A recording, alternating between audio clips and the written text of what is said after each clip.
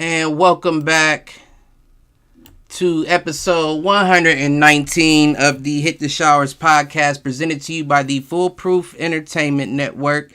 As always, I am your host, Clifford Jordan Jennings, here with my point man and co-host, Malcolm. Lakers been on the couch. I ain't got it this week. I don't know. You don't got it. It's just like the Cavs. You don't got it because just like the Cavs, y'all never had it. But I'm doing all right, man. Fuck you. We got the guy, Quentin Q McLeod, in the building. What's popping with you? Hey, what's going on? What's up, Mal? What's going on, Q? I know you feeling all right, man. I see you with the heat in the background. Okay. Yeah, take off his fucking work headset. That shit wasn't going. Hey, that's not the Heat. That's Victor Oladipo. Well, part of the Heat, I should say. Well, you know what? Since I guess since they got them up out of there, you want to start with them? You want to start with that Oladipo game? Yeah, we can talk about it. Yeah, they closed the Hawks out, game 5, Heat 97, Hawks 94. And your boy Victor did come back with a vengeance, I seen. That was without Jimmy Butler, too. And yeah. Victor dropped 23 points, 1 rebound, 3 assists, 3 steals. Shooting 8 for 16, 3 field goal, 3 for 6 from 3. I know he had that game before where he didn't do too much, but of course that was his first game back in a while, so I don't hold that to him. But to do that in your second game without Jimmy Butler, shooting 50% all around, that's impressive. Most definitely. That's impressive. Oh yeah. I definitely see why you got him up there tonight. Flashbacks to the All-Star Oladipo in that game I saw. Well, the highlights. I ain't watched that game. I saw the very end maybe.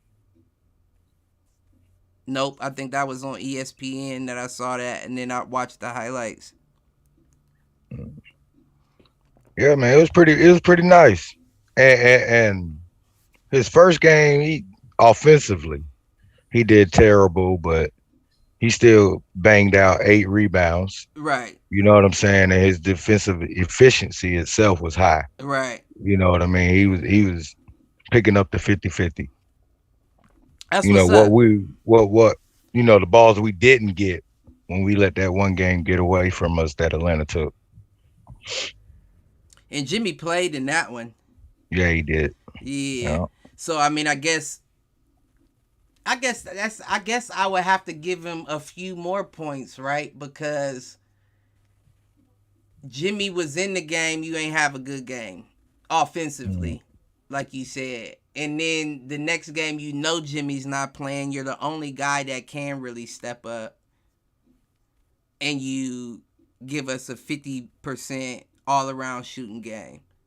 I mean, 23 points could be better, don't get me wrong, but coming back from injury in a playoff atmosphere, that's completely different than coming back in the middle of the season. So that's like that's like those professional double dutch leagues, like you was double dutching on the block throughout the season. Then you hopped into one of them professional leagues where them motherfuckers be swinging and jumping at the same time, and you still caught your rhythm enough to be able to, that nigga jumped right in like it was just okay, we back. But Trae Young. That was beyond that game. That game, his stats were 11 points, 8 rebounds, 6 assists, shooting 2 for 12 from the field, 0 for 5 from 3 out of 41 minutes played. Now, overall, I think they said something like Trae Young averaged 16 points before that game throughout the playoffs. Mm-hmm. And that's just not of him. Now, I know that is somewhat to your credit because you've been talking about Miami's D for a while now, so I give you that. But I don't even really want to ask you. I would rather ask Malk because the question really is how much do you think that that's attributed to the Heat's defense or just bad play by Trey? We'll swing it to Malk, but I sure want to touch on it. Wait, so Cliff, what's the exact question again? So, okay. So, Trae Young finished that game 11 points. Last game, the closeout game, game 5, finished 11 points, 8 rebounds, 6 assists, shooting 2 of 12 from the field, 0 for 5 from 3 off of 41 minutes played. Now, I just had run down the stat that I think they said before that game he had averaged 16 points throughout the playoffs. So my question is, how much do you attribute that to the Heat's just playing good defense, or Trae Young just not showing up in the playoffs this year? Trae Young didn't show up in the playoffs this year. And you know what? I almost feel bad for him because I just threw his jersey out a couple weeks ago because it had got faded. Oh, okay. Like really bad. So I was like, what's the point of having it anymore? I'm sorry, Trae Young. It might have been me. I might have cursed you. I threw the jersey out, couldn't finish it. Definitely. But no, in all seriousness though, Trae Young's a great player. He's a great athlete. He knows how to play, ball. But I do want to give credit to the Heat though, Q, because the Heat, they do have good defense. Don't get me wrong, but we know that Trae Young could have had a way better game. Is all I'm saying. I mean, of course. Well, games, you know what I'm saying? And let's be honest, an 11-point game is going to bring down that 16-point average in a 5-game stretch as well. So that probably bumped you down to about 14. Right. Now, I don't doubt that out of those 14 games, out of those 5 games, the fact that you didn't have one regular Trae game, I do think that he was in his head a bit. But I think I have to, before I pass it to Q, I'm going to have to side with him and the Heat's defense on this one. Because if I'm not mistaken, I think he put out a tweet on Twitter saying he ain't been guarded like this close since high school. Jimmy Butler got in his head. They got in that scuffle. Jimmy Butler. You said that ain't it, Q? That's what I mean. But I mean, I don't even think it was Jimmy Butler. I think it's the entire team. I think like they were throwing everybody at him. I seen Tyler Hero on him. They were throwing everybody at him. Like that, it was clear that they knew the game plan. The game plan was shut down Trae and the Hawks don't win. Cleveland didn't quite get that. They didn't get that game plan. They had it in the first half, but then they knew what was coming in the second half, and they curled up. They did what Cleveland's supposed to do. I mean, Cleveland. Listen, that's what you gonna say because the Lakers been on the couch, like I said, been on the couch, king. They was watching the playoffs comfortable with their feet kicked up long before the play-in started. Or watching the play-ins before, you feel what I'm saying? They was already in their vacation homes turning on TNT to watch the motherfucking play-in game. So we good on them. Yeah, putting their Kobe jersey back on. Listen, right. Right. Put the LeBron down, put the Kobe jersey back on. Listen. But overall in that game, I will say Oladipo balled out. Who had been playing and balling the past 2 games was your boy Deandre Hunter. And he was trying to keep him in that game. He hit 2 key 3-pointers at the end of the game to keep it very close. He ended with 35 points, 11 rebounds, 2 assists, 3 steals, shooting 11 of 21 from the field and 3 of 7 from the 3. Yeah, in the game before, if I'm not mistaken, I think he had like a high 20s, 30-point game.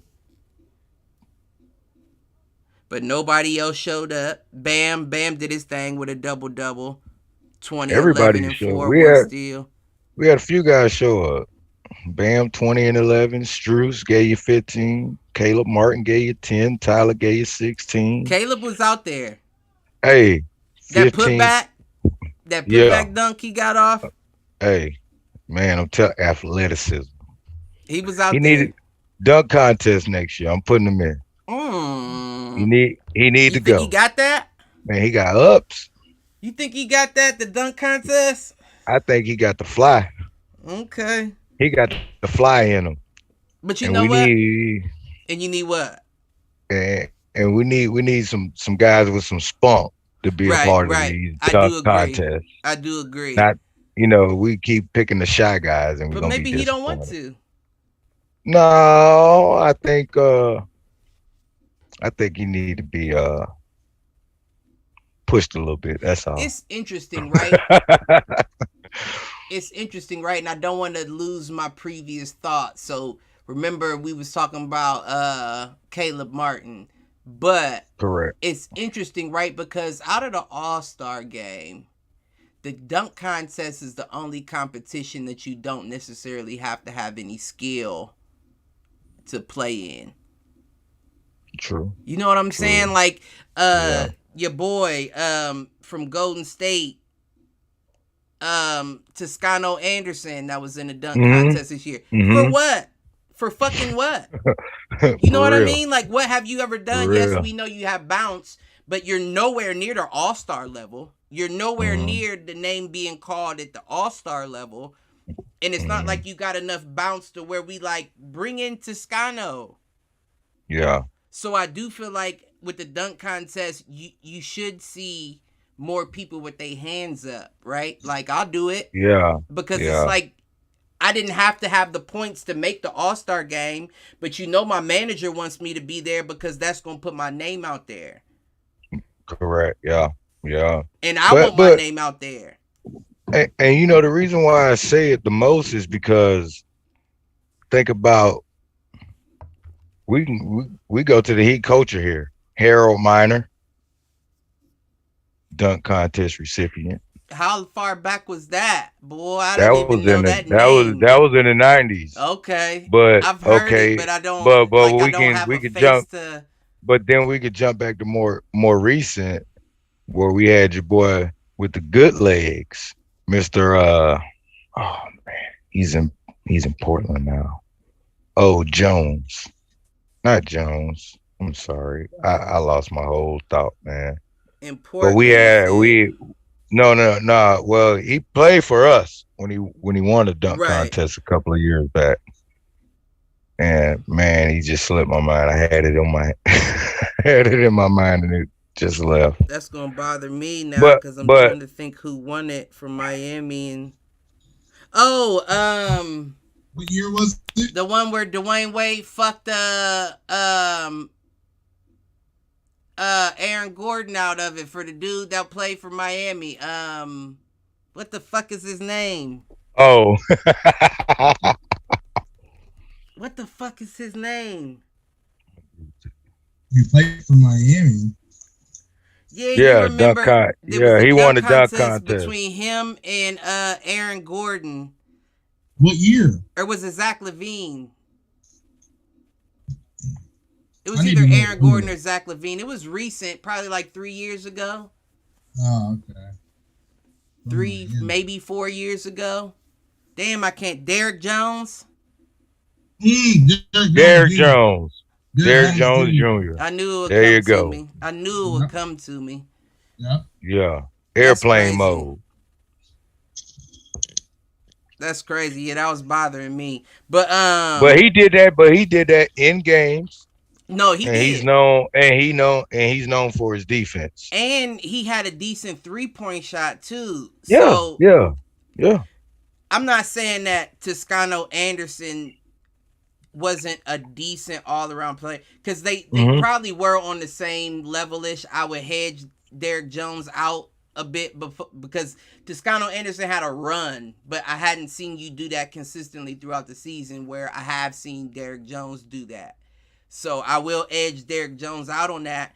but it's the equivalent. Like neither one of y'all are all-star level to be here in this weekend. Yeah.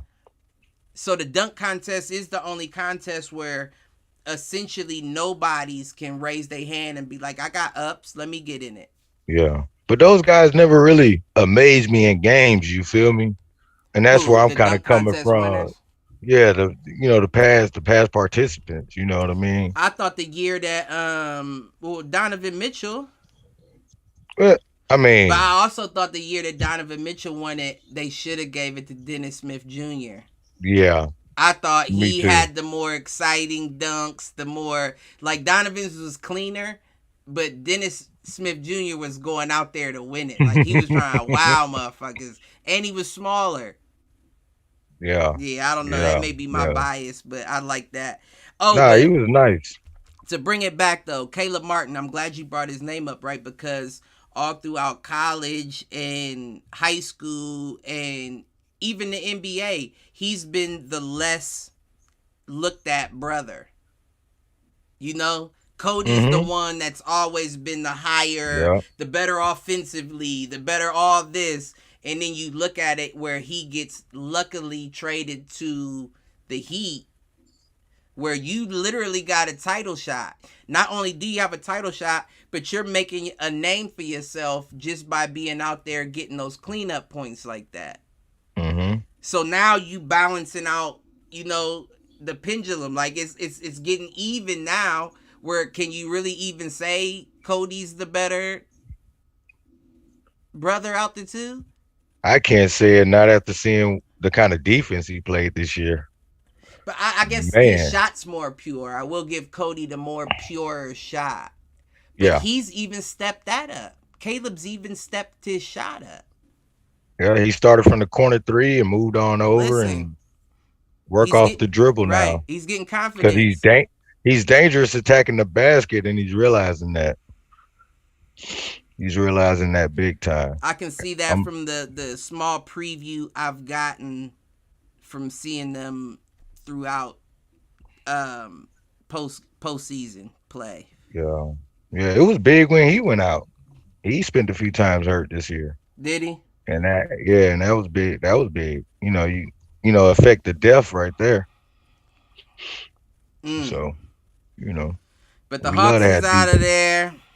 Bye, Trey, I guess. But he is. That's an instant legend right there. Who? Trey Young is an instant legend. He's gonna have a legendary career. Hands down. If he can stay healthy, obviously. Even if, Lord forbid, even if he gets hurt, I feel like he's already done enough by himself for people to be like, but Trey? Really? Yeah, because the last person that was like that to me was Brandon Roy, like Aaron said last episode.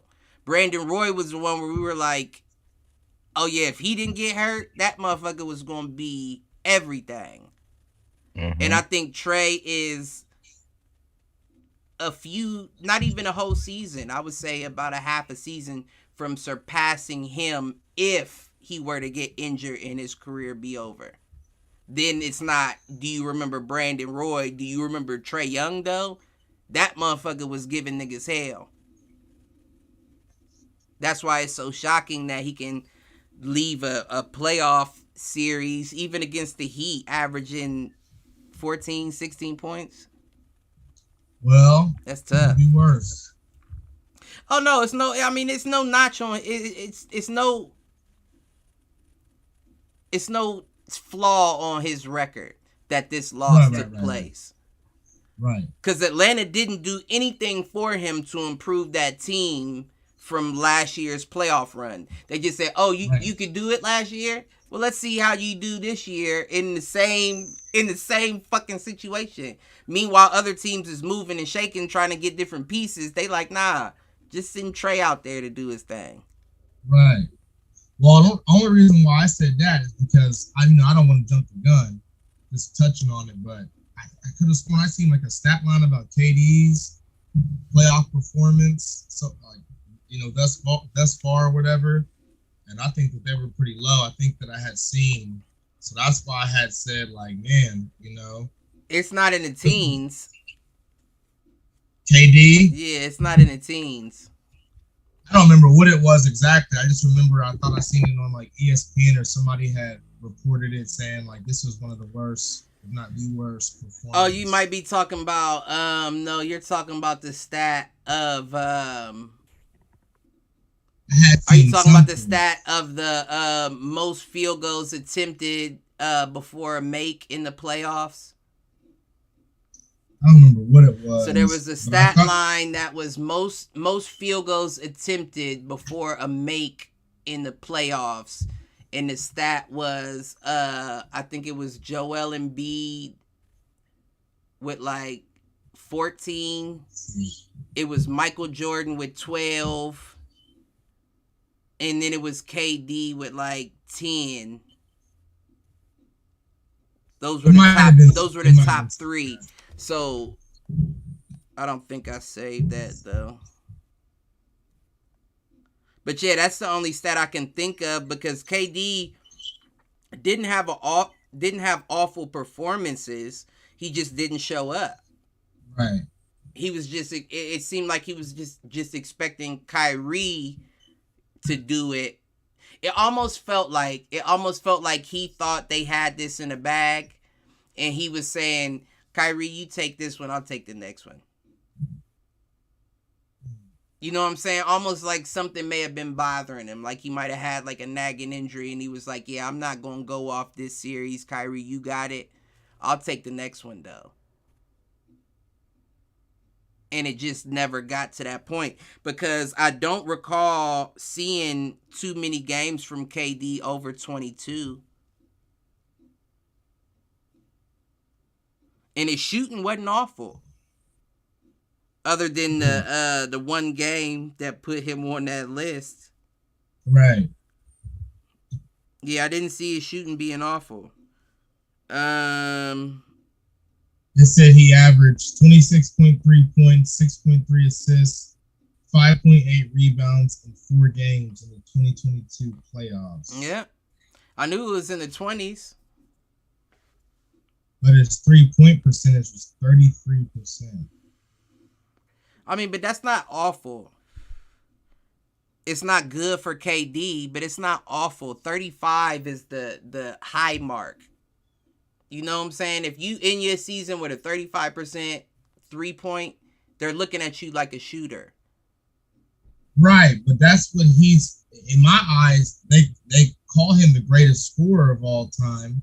And at least one, not obviously to me, Steph Curry's the best shooter of all time, but they consider Kevin Durant one of the best shooters of all time. Best so to scorer. me, I feel like that score, but they also score. You would imagine would include shooting, but right. That doesn't necessarily. See, that's what I'm saying. It doesn't necessarily mean that KD's supposed to be hitting 57% from the 3 every night. You don't have to. We know he has one. That's why we're so hard on him when we see that 33%. That's what it is. Exactly. You're KD. Exactly we're expecting you to have a 40, a 44. That's exactly what I'm saying. That's all. And I mean, it may not be fair to him, but the name comes with the territory. Right? No, that I think that was that whole statement was perfectly said. Yep. I do think you're right. It's not fair to him, but you are absolutely correct. You can't hold that what do they call it? Title, moniker, whatever it is of greatest scorer of all time if you're shooting 33% from the 3. Right. You set the bar high. You know what I mean? And so now when you're dropping like this, if that's the case, then what is Kyrie? I'm glad you said it. If that's the case, then what is Kyrie? Hold on. I'm glad you said it. I mean, Hugh, do you want to give your thoughts real quick before Cliff and I divulge further on Kyrie and his playoffs and all that? I mean, we talking about why their playoffs ended, or are we just talking about the Nets? You said Kyrie. We'll move on to that game. At least the closeout. Well, no, I mean, I'm just saying they ran into a brick wall. Man, you ran into a brick wall. I mean, You ran into length. You ran into the defensive player of the year. Robert Williams stepped in, looked pretty good after his injury. He's Horford always been a dog, though. Horford contributed. Grant Williams did his thing. We know what Jaylen Brown does. I mean, and let me not forget the top piece, Jason Tatum. That's You the know, when light you skin. shooting over, That's the light skin KD right there. that's what I'm saying. When you shooting over 60%, over 65% from three, over 55% from the field in a game. Well, I don't know. I don't know though, because what was that game 3? No, I mean, He that's shot just a 4 for closeout game. 13 from 3. True, He shot 4 for true, 13. He was chucking true. them hoes and wasn't It, hitting none of them. no, I'm shooting 4 for 13. and that gives more credit to where the Celtics are as a defensive juggernaut. Not in the NBA game though. I'm not shooting 4 for 13 in the NBA game, but you know what I'm saying. I mean, he up and coming, man. I give him a try too hard game in the playoffs, especially when you're That's facing a KD and Kyrie. that's a good way to put it too. I give you that as well. I do. I think I agree with that also. Yeah, you know what I mean. A try too hard game. That's AI exactly what had him that in the was. finals. AI had him in the finals when he played. Right. He did his thing in game one, and then the other ones was just, Everybody has them though, right? you Everybody know what I does have mean. those try too hard games. Yeah, that's all.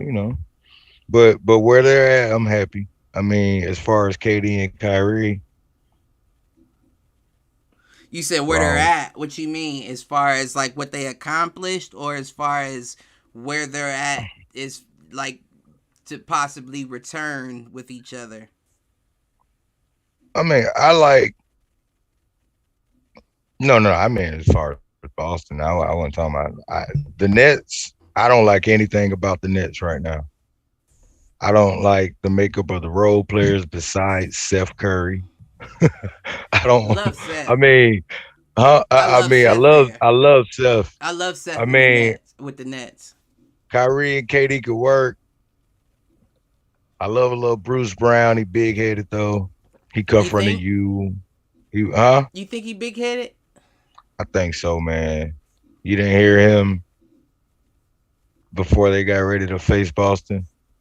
All we Before the got to do, all we got to do is shut Tice down. All we got to do is shut Horford down.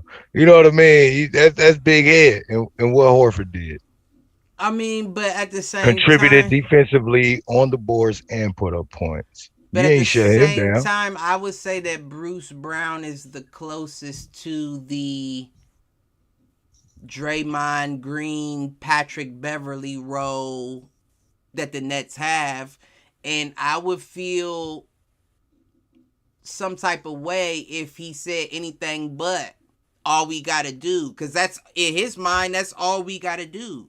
I just But them can't as a guard all three team, of them at the same time is the issue. hasn't been there defensively all season long. You're You know what I absolutely mean? correct on that. So, I mean, you can speak up on what you may do, but Right. collectively, you still But you any night can't, can but you give up can't, 130 points. So, right, right, I right, right, mean, right. But you can't not include your team, right? You can't be like, I'm going to shut Horford down, or I'm going to shut Tatum down. Like, I'm going to do whatever, because it's like, well, you can't, it's 5 spots on the team and you only fill one. You can't guard all of them at the same time. So are you yeah. sending me by saying that the reason we lose would be because I didn't shut Horford or Brown, or you know what I'm saying? Like, you can't just do that, especially in the But I playoffs. You mean, gotta. okay. Well, then his voice ain't too strong then, because nobody rallied around what You he right said. now that yeah, touche, So maybe he's a piece that gotta go. touche, I don't motherfucker, know. touche. I don't. You think gotta go? You think it's that quick that to gotta No, go? I wouldn't say he needs to, but I mean, somebody gotta go. Hmm. Y'all do well. Here's the thing: they got 2 first rounders out of that trade with James Harden coming up in this current season. You're not paying them nothing. You're not paying them nothing. So potentially, you would still have enough to keep the players that you have, and I would imagine you would still be under cap. You wouldn't have enough to go after nobody of a big name, but I would imagine you would still have a slight bit of money to play with, like a vet minimum contract maybe you could pick up. Okay. But nothing over that. So I think that you could keep the team the same. The question is, do you want Ben to? Simmons has to go. Ben Simmons has to See, now go. here's the thing. I didn't want to get into it this quick, right? But no, go ahead, Q. Go ahead. No, what I was going to say, I'm glad you said that. As a Nets organization, at this point, I wouldn't even focus my basketball abilities on the Ben Simmons situation. He's a part of your organization. You got to deal with him. But as far as basketball, I wouldn't even deal with him. You need to worry about Joe Harris getting healthy. Ooh, You know what? Completely fucking forgot about Joe. And I love Joe. I was mad when we let him go because he started out as a Cavalier. Yeah. I was mad when we let him go, but I completely forgot about Joe. I don't know how much improvement Joe adds. He does fill a role, right? Because you got. I mean, against a team, not to mean to cut you off, but against a team like Boston, who's as defensively sound as they are, that's a threat. That adds help. So that's another guy. That's Bruce another Brown. guy you got a game plan for. You got to spend a couple of days in the film room. It's not just on the side. I would. I think playing Curry, alongside KD and Kyrie, you would have to. I think Seth Curry and Joe Harris are interchangeable as far as defensive schemes. Doesn't matter which one's in. Same defensive scheme on both of them. So I don't think it's that hard to game plan for him. I think he's a little scrappier. Like, I would much rather have Joe on defense because he knows his role. I'm sticking with this. This is who you got me on. I'm sticking with him. Well, I mean, you got to think about how the playoff series went. There was no real game that decided too far apart. No, you are correct. Joe Harris does affect that. You are correct. You are absolutely correct. Maybe it's a 1-point game every game. You are absolutely correct about that. Maybe they get 1 or 2 and it goes 4-2 instead of 4-0. 4-0. I don't. We'll say that 4-0. 4-0. I just don't. I don't think it's. So I don't think Brooklyn fans should be so quick to give up on Ben Simmons. Now, I do think that he is less than expected, right? Like, I think his potential is a lot higher than where he's at. Yeah. Now, I had a conversation with our boy Malkno and our dude Blue. And me and Blue was talking, and I said the best comparison I can give to Ben Simmons is Ryan Garcia. And I don't know how many out there are familiar with boxing, but Ryan Garcia is the young Mexican superstar boxer, Oscar De La Hoya's so-called protege, that fought a fight and got tested in Luke Campbell, won it, and then he said he was depressed. He took that break from boxing. And the reason he took it was because they were pushing Gervonta Davis on him. And he knew, I just got tested in this fight. I don't want to see how much I get tested in that fight. I'm not ready. Let me take a break. Anxiety's kicking in type shit. And I feel like Ben Simmons is the exact same way, where you're good enough to be great. You maybe even be good enough to be the greatest. And I don't mean the greatest of all time, but he could be good enough to be the greatest person playing currently if he lived up to his potential. Look at how we talk about Giannis, who's just now developing a jump shot. Stop it. Ben Simmons could definitely be looked at as the greatest future star coming up if he lived up to his potential. But the thing is he's scared. He's in that anxiety stage that Ryan Garcia went into, where he's like, I don't know if I'm ready to, test myself like that. So he doesn't play. You got cleared for the game 4? And you telling me if you had that killer instinct about you, even if you were 85%, you wouldn't have hopped in game 4? I'm in game 4. Doesn't matter what's wrong with me. Bulging disc, depression, limp dick. Don't matter. I'm playing game 4. Oh, shit. This man said with or without the blue pill. You hear what I'm saying? I'm in this bitch. I'm fucking this bitch up. No Viagra. At least I'm going to try, you know? Right. The fact that you didn't lets me know that it's more mental than physical. It is mental. They're not going to clear you for a back injury if you're not ready to come back from a back injury. And that's the only place I give KD kudos at as far as being in that leader category. As soon as he's available, he's on the court. Right. Baller. Don't matter what happened to my ankle, my knee, nope. I'm back. Y'all say yes. You better grab it. Yes. You said what? Oh yeah, I got it. That's why I just turned through it, motherfucker. You know I keep my podcast set up. But man. But okay. Since we on the Ben Simmons and he's in the topic, Twitter been chewing his ass alive. All the memes. Yeah, man, and I wanna go through a couple of these, man, because a couple of these had me dying. Where we at? Cliff, you know what I'm wondering? What's up? I'm wondering, since I got 2 monitors now, I'm wondering for anybody that views the podcast, if we do share screen, couldn't we just pull up the memes? Like if I shared my screen because I have, I don't know, try monitors. It. Could you try it? Try it. It might take you off, but it says host disabled participant screen sharing. Yeah. Yeah, we talked about the one before the podcast where I said it says Ben Simmons miss Kendall Jenner that much that he trying to look like Devin Booker, and had him on the sideline with the purple jacket and the orange pants. Yeah. Man, listen. I'm looking now. Let me see. It's a Ben Simmons, the first nigga in the NBA to miss.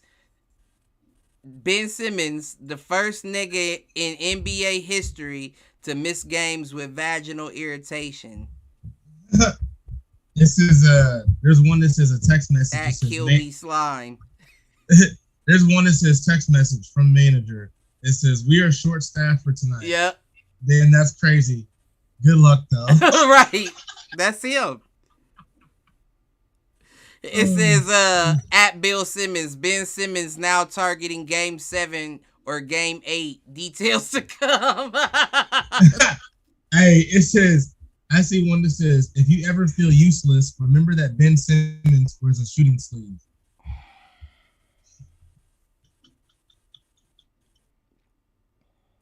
That's ignorant. That's ignorant. But what about foul shots? Right. I don't even know if it ain't that useless. Even though he don't make them, I mean, he still feel better wearing it, I guess. Cliff, they got one with Ben Simmons in the spacesuit.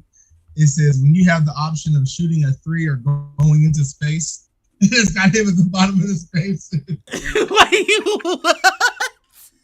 So it says when you have the option of shooting a 3 or going into space, So the picture right below shows him going into space in a spacesuit. Yeah, that was a nerd that did that. Oh shit! Nah, Yeah. this what it say at big underscore business underscore. It say Ben Simmons saw what Tatum did to KD in Game 3 and asked for a doctor's note. That's insane.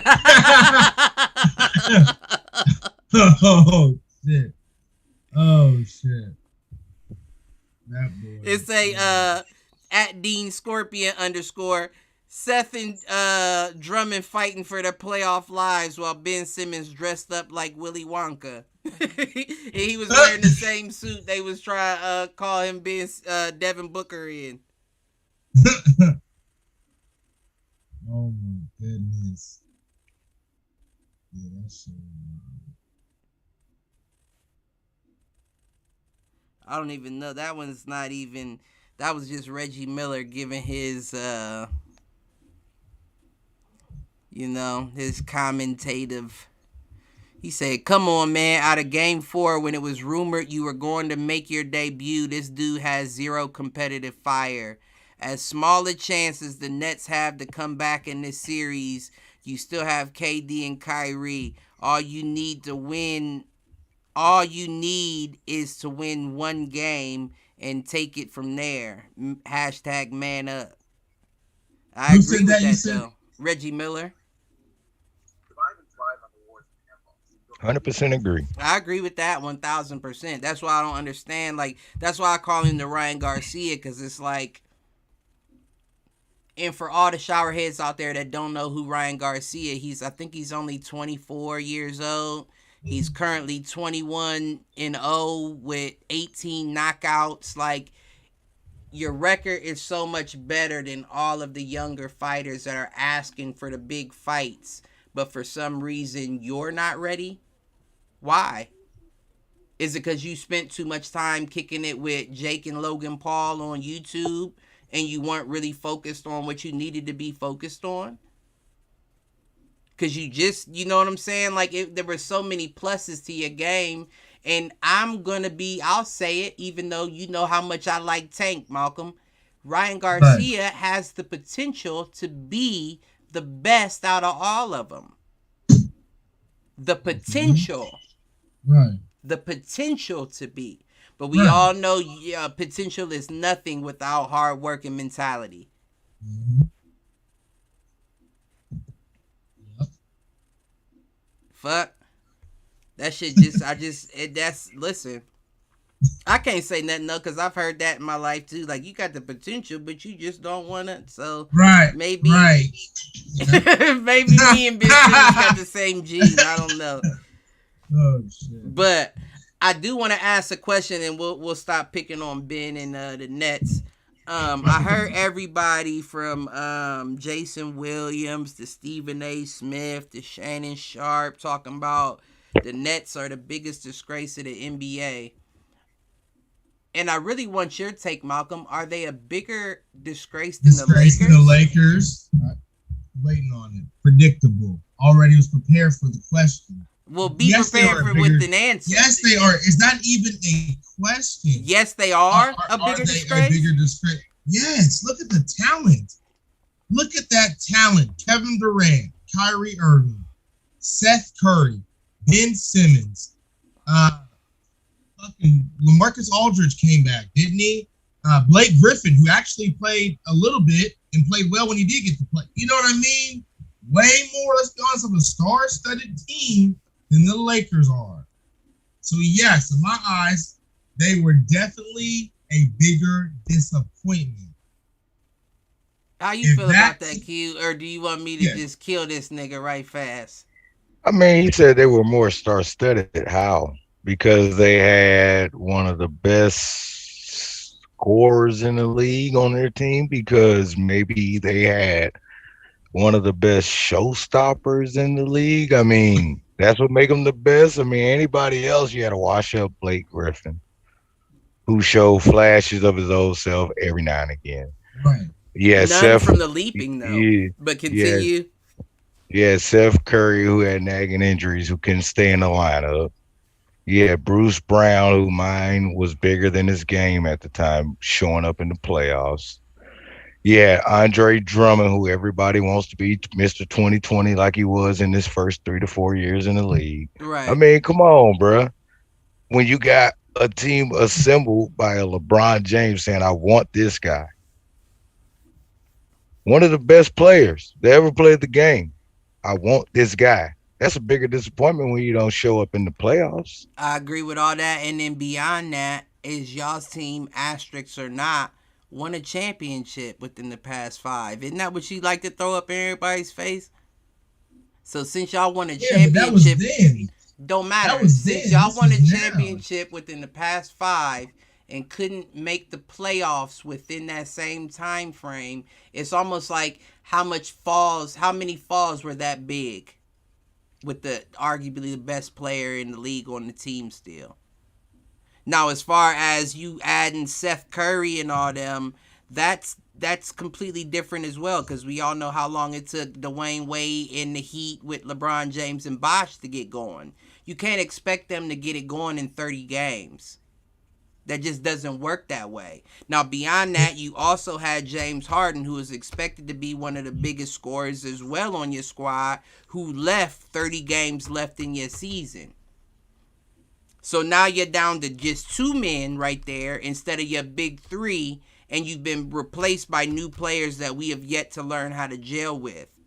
But they still made it to the playoffs. And that playoff run, they had to go on a win streak to get there. Because if you remember, they were ranked number 10 outside of everything. And they had to work their way up, and they passed the Cavs and all them. So AD missed about what, 4 months, damn near total out of his injuries for the year. LeBron probably missed at least 2 months. Well, the league is only what, 4.5, 5. Well, AD missed at least. I said the league, the season. I mean, AD missed at least, I feel like 2 to 3 months with his nagging, injuries that he had.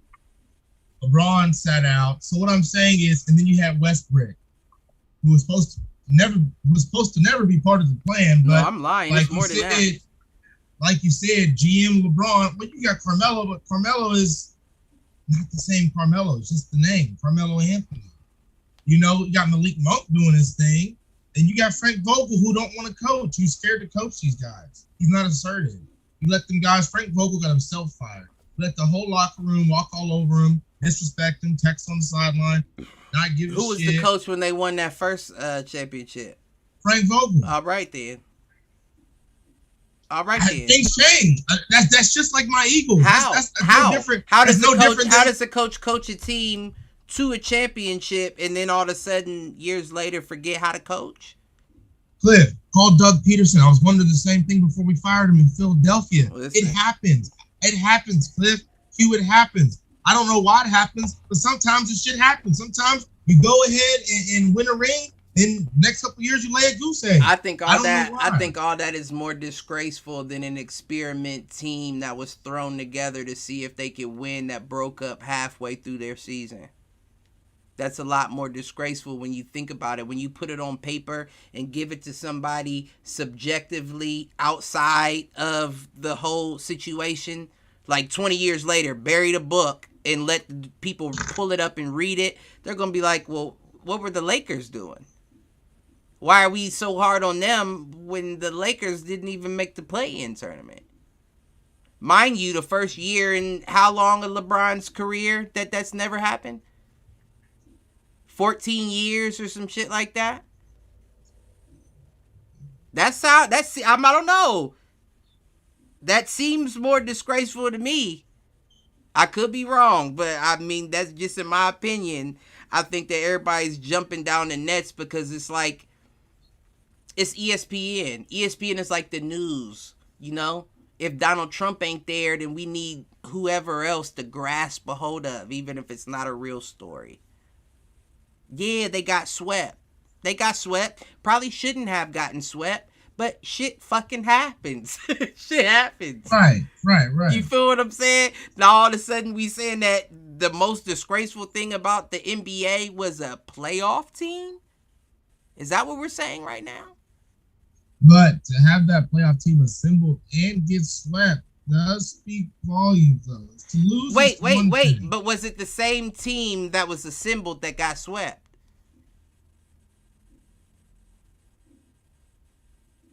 You feel what I'm saying? Exactly. No, so it'd be different if it was the same team. If Harden was involved in that sweep, that would be completely different. At that point, now we're looking at some disgrace. Shame on you.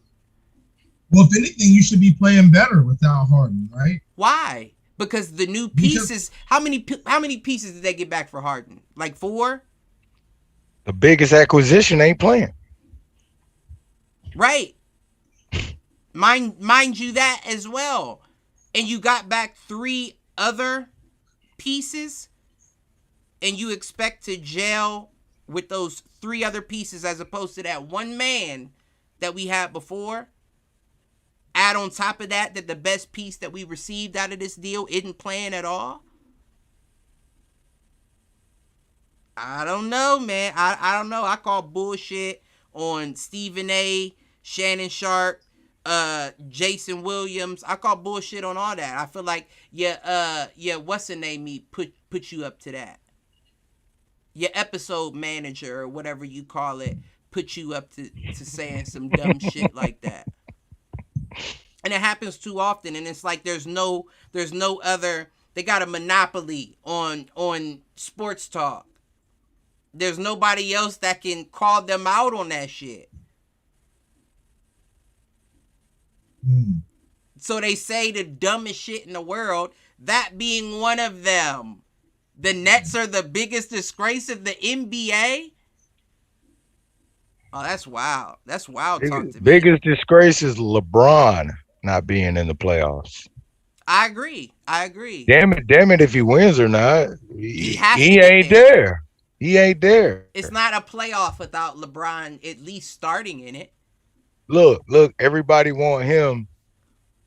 LeBron, Jordan. It's a lot of people want that. Right. He ain't even in the playoffs, bro. Right. Not in the playoffs. Yeah, that's tough. That's definitely tough. I was never putting LeBron, me personally, in the conversation. No. But that's a lot of screams that's the biggest fight. That's the biggest fight of basketball right now. Wait a minute. Can we rewind the tape to the beginning of the season? You think you ain't have your Lakers in the playoffs? Well, I'm talking about putting LeBron and Jordan, because you were talking about the comparison of LeBron. Oh, okay. Yeah. I follow now. My fault. I was never putting him in that Jordan. No, you never have. It's a big discussion. Yeah, I would put him there, but Jordan's still that killer. Somebody put it the best. I think it was Kareem. Kareem said LeBron is the better all-around player, but Jordan is I'm trying to think of the words he used exactly. Because Kareem Abdul-Jabbar is no dumb motherfucker. Oh, he's smart as hell. I can't think of the words he used. He was basically saying that Jordan was better, like, mentality, game-winning wise, but LeBron all around can guard from the 1 to 5. He, athletic, fast, all that. You got to get, like, if you put it, like, statistic to statistic, shoulder to shoulder, you're going to give it to LeBron. People who don't even know the game would just look and say, he better. And I agree with all that, but as far as that mentality that I can't lose, nobody competes with, not even a Kobe competes with Jordan.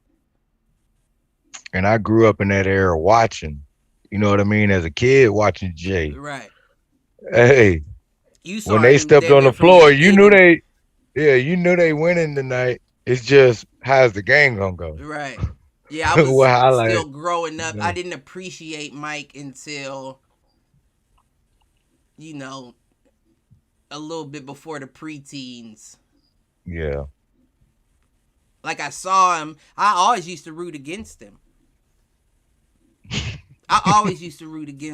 Because it was just like, damn, every time he's on the court, you can't. It's It was almost like Floyd Mayweather. Like, he's just going to win, so I have to root against him because you know what's going to happen. I just want to see somebody beat him. That's how I felt about Jordan. And then, I mean, he just won me over. Yeah. But we'll move on. Yeah. Wait, what was you about to say? Finish your last thought. No, I was gonna say, and he was always in my conference, so. See, I wasn't a big Cleveland fan back in those days. Yeah. Back in those days, I liked the Seattle Supersonics. I liked Gary Payton and I liked Sean Kemp. I wouldn't say that I was a fan of them, but I did like that team. That was the team I liked to watch. I liked the New York Knicks. And that's who we had the dog fights with that entire time. I was rooting for Reggie Miller in that series against Jordan. Oh man. I was rooting for Reggie. I was getting hyped when he was hitting the back-to-back threes in the corner. That was man. I was rooting for Reggie in that. All those points in what was it? 7 seconds or something like that. I don't remember the exact count, but that shit was some amazing shit to see, man. I remember seeing that live too. But yeah, we'll move on from history lane. I want to bring up a very important game, right? Yeah. Game 5, Raptors 76ers. 103-88. Raptors win that.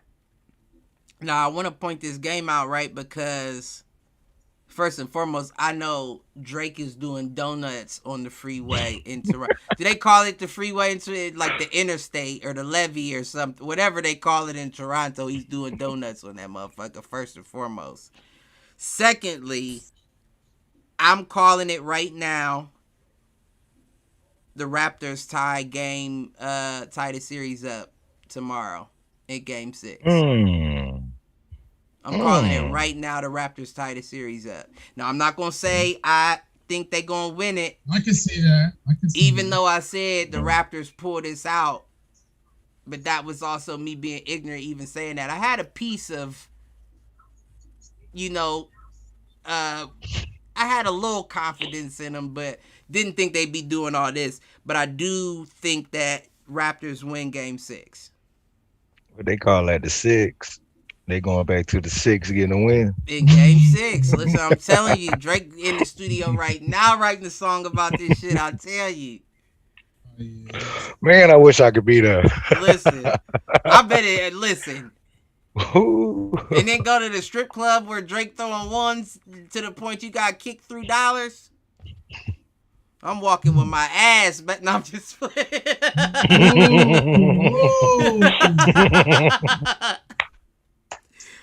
Oh shit! And Malk, your slow ass. That was a metaphor for picking money up with my back pocket. I know.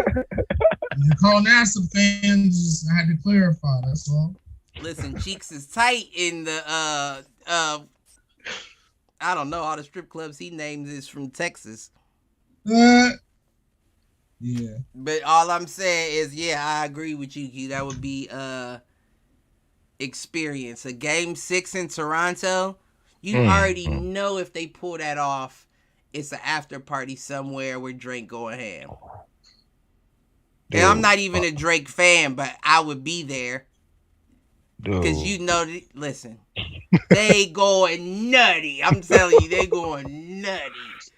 What they call that, Jurassic Park outside? At the stadium. Wasn't it, that was when Kawhi was there.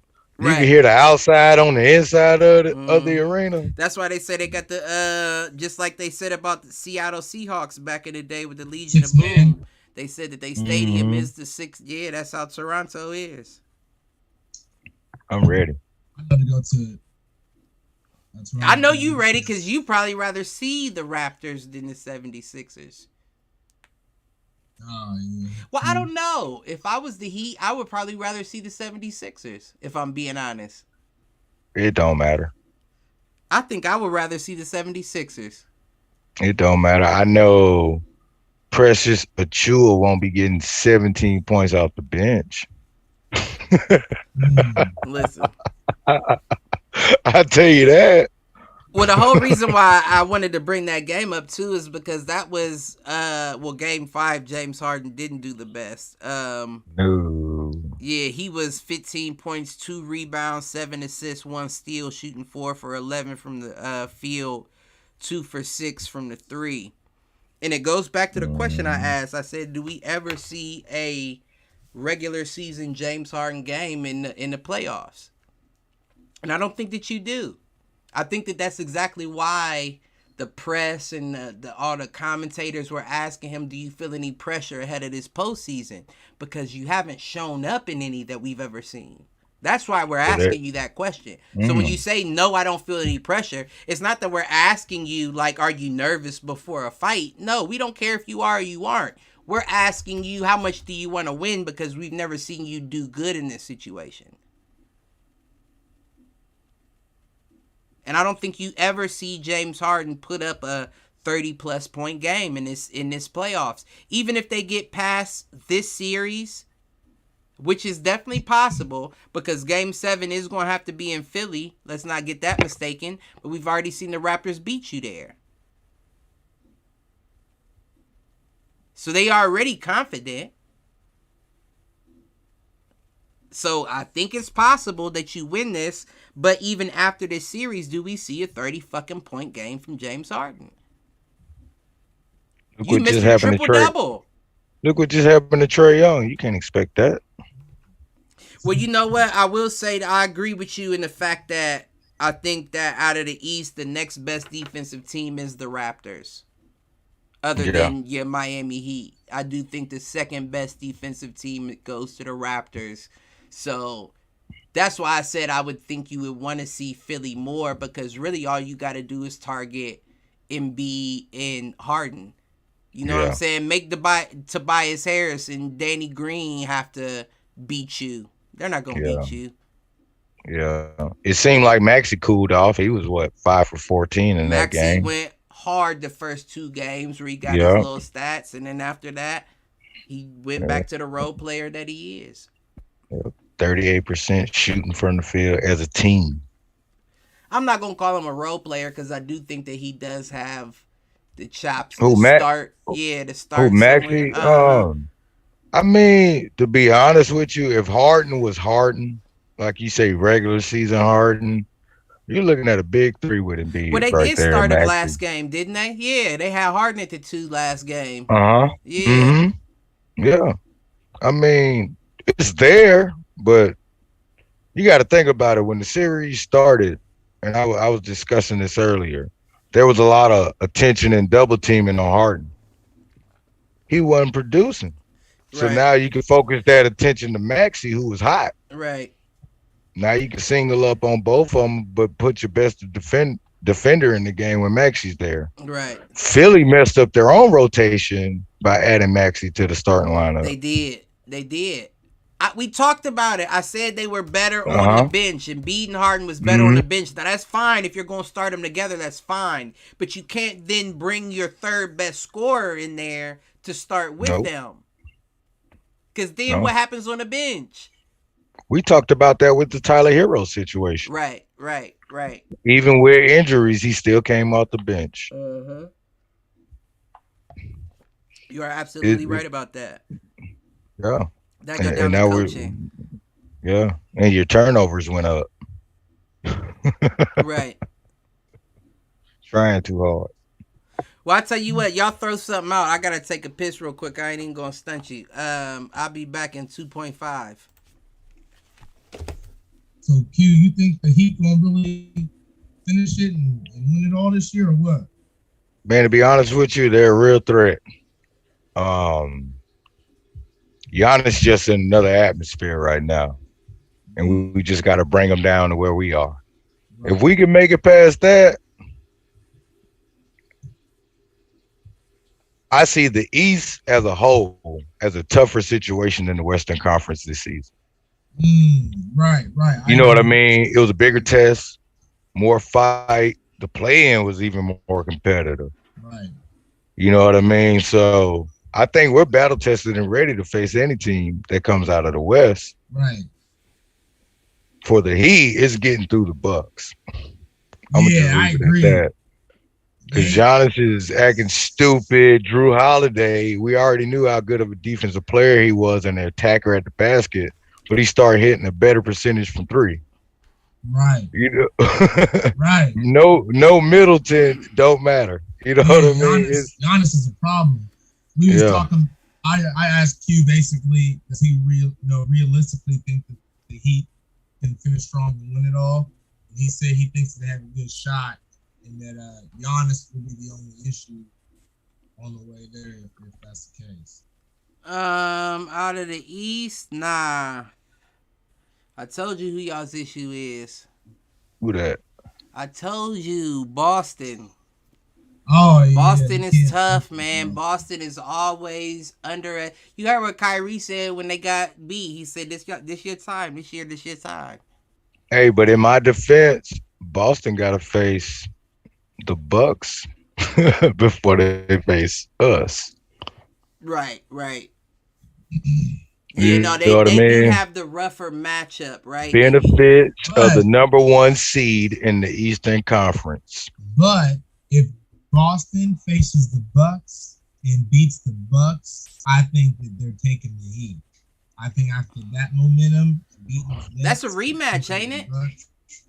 That's a rematch of the bubble. That's Eastern a bubble matchup. Eastern Conference Final. Yeah, but Jaylen Brown was out. I don't think Jaylen Brown played. Right. Yeah, he probably gave you one game in that series. That's probably about it. Yeah, you're right. I mean, but you're talking about two defensive. I mean, we're probably talking about a playoff game going in the 80s, bro. You know what I mean? With the Boston, the Heat and the Celtics. I can see that. And you know what I mean? At least 50. I guarantee Jason Tatum has a worse game than 4-13 from 3. You won't see a 50-piece by any player in that series, bro. Bruh. It's not gonna happen. It's not gonna happen. The two coaches. Of me agrees. The two coaches, Udoka and Spoelstra. Yeah, I know what you're saying. They coaching on the fly. Right. They film guys. They do their thing to get you prepared, but they already prepared to adjust. Right. When the lights come on. And that's what it's all about, man. 75% of me agrees. I still think that there's a shot you see somebody just on. It's possible. Like I'm on. Like I don't give a fuck. I'm on. And I wouldn't be. I think if I'm going to put money on it, I would say Jaylen Brown. And I'm saying if I'm rubbing my crystal ball, he goes 7 for 8 from 3.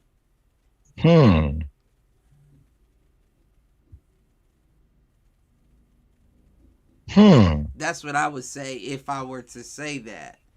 But that they would have to get there first. But if they get there, then I would say I would put a bet down. I would call somebody and say, put a bet in Vegas.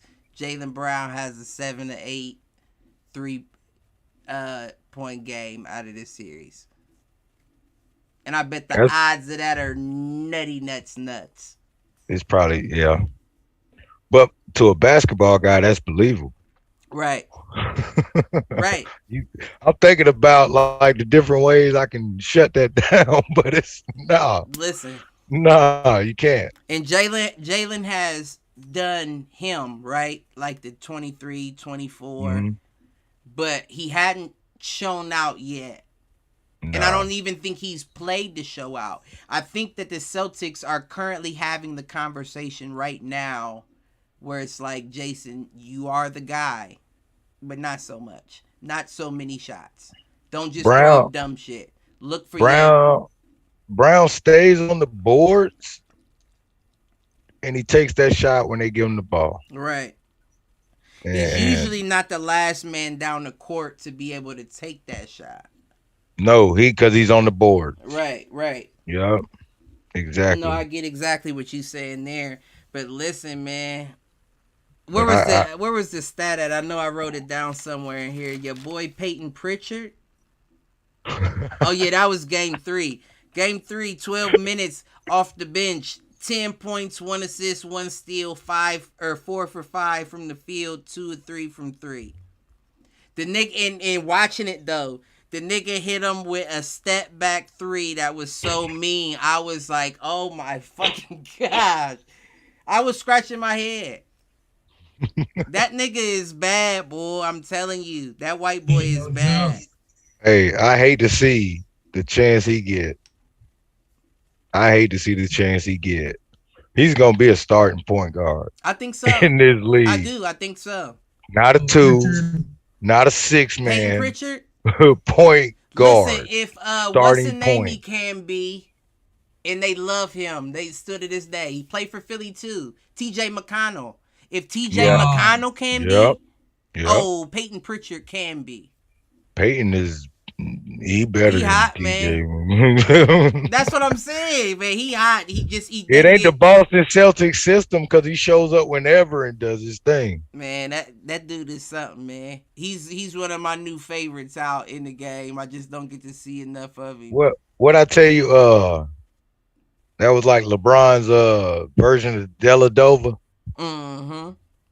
Come in the game and do you up real quick. He's a lot saucier though. Yeah, he do you up. He's a lot saucier. Because he got it on both ends, man. And that's ironic coming out of Oregon too. But Dellavedova came out of Australia, and we know Australia, so you know. I'm not saying nothing like that. I'm just saying that we ain't the most favorite people in Australia. Is all I'm saying. I hope that's changing. I hope I ain't heard. I hope something new's happening. Shout out to Australia if they out there. I haven't checked the analytics in a while, so I'm sorry if we offended our one and only Australian viewer. Hey, look. But you know where you live, motherfucker. Cleanup duty is beautiful in Australia. They got some wonderful trees in Australia. These stupid. Man, what was that? Oh, we were talking about the Bucks and the Bulls. No, we wasn't. Oh no, you were saying that would be your issue, or that would be your biggest concern is the Bucks, and I automatically associated that with the Bucks and the Bulls. That's my fault. Yeah. But I'm not really speaking of that. Yeah, Bucks is up 69-55. Third quarter with 8:41 left. You said Bucks is up 69-55? Yes, sir. Okay. Yeah, I mean, I figured as much, you know. That's probably why, for all our shower heads that been around watching, that's probably why you haven't seen Aaron the dot connector Spencer. He probably he's struggling to connect the dots on why his Bulls ain't doing nothing. Man. No Levine. Giannis already has 27, 7, and 2. They don't play well together anyway, so it shouldn't fucking matter. But you know, Aaron's a big Levine guy. I am too. I'm a bigger Levine guy. I don't know. No, DeRozan, man. I'm a DeRozan fan, bro. I'm a DeRozan fan over the two. But as far as on the Bulls, the guy that should have had the keys long ago was Zach LaVine. So I feel like you putting DeRozan in there kind of fucked up his flow. So I lean more on the LaVine side in that regard because you came to his team. How would I feel if a motherfucker came to my team and I was the one balling out and then all of a sudden you we'll play together, and we know LaVine getting assists, but we look at DeRozan stats and be like 4, 3. Really? You ain't trying to play with these. You ain't trying to make it work. You trying to, what do I call them in 2K? Stat whores.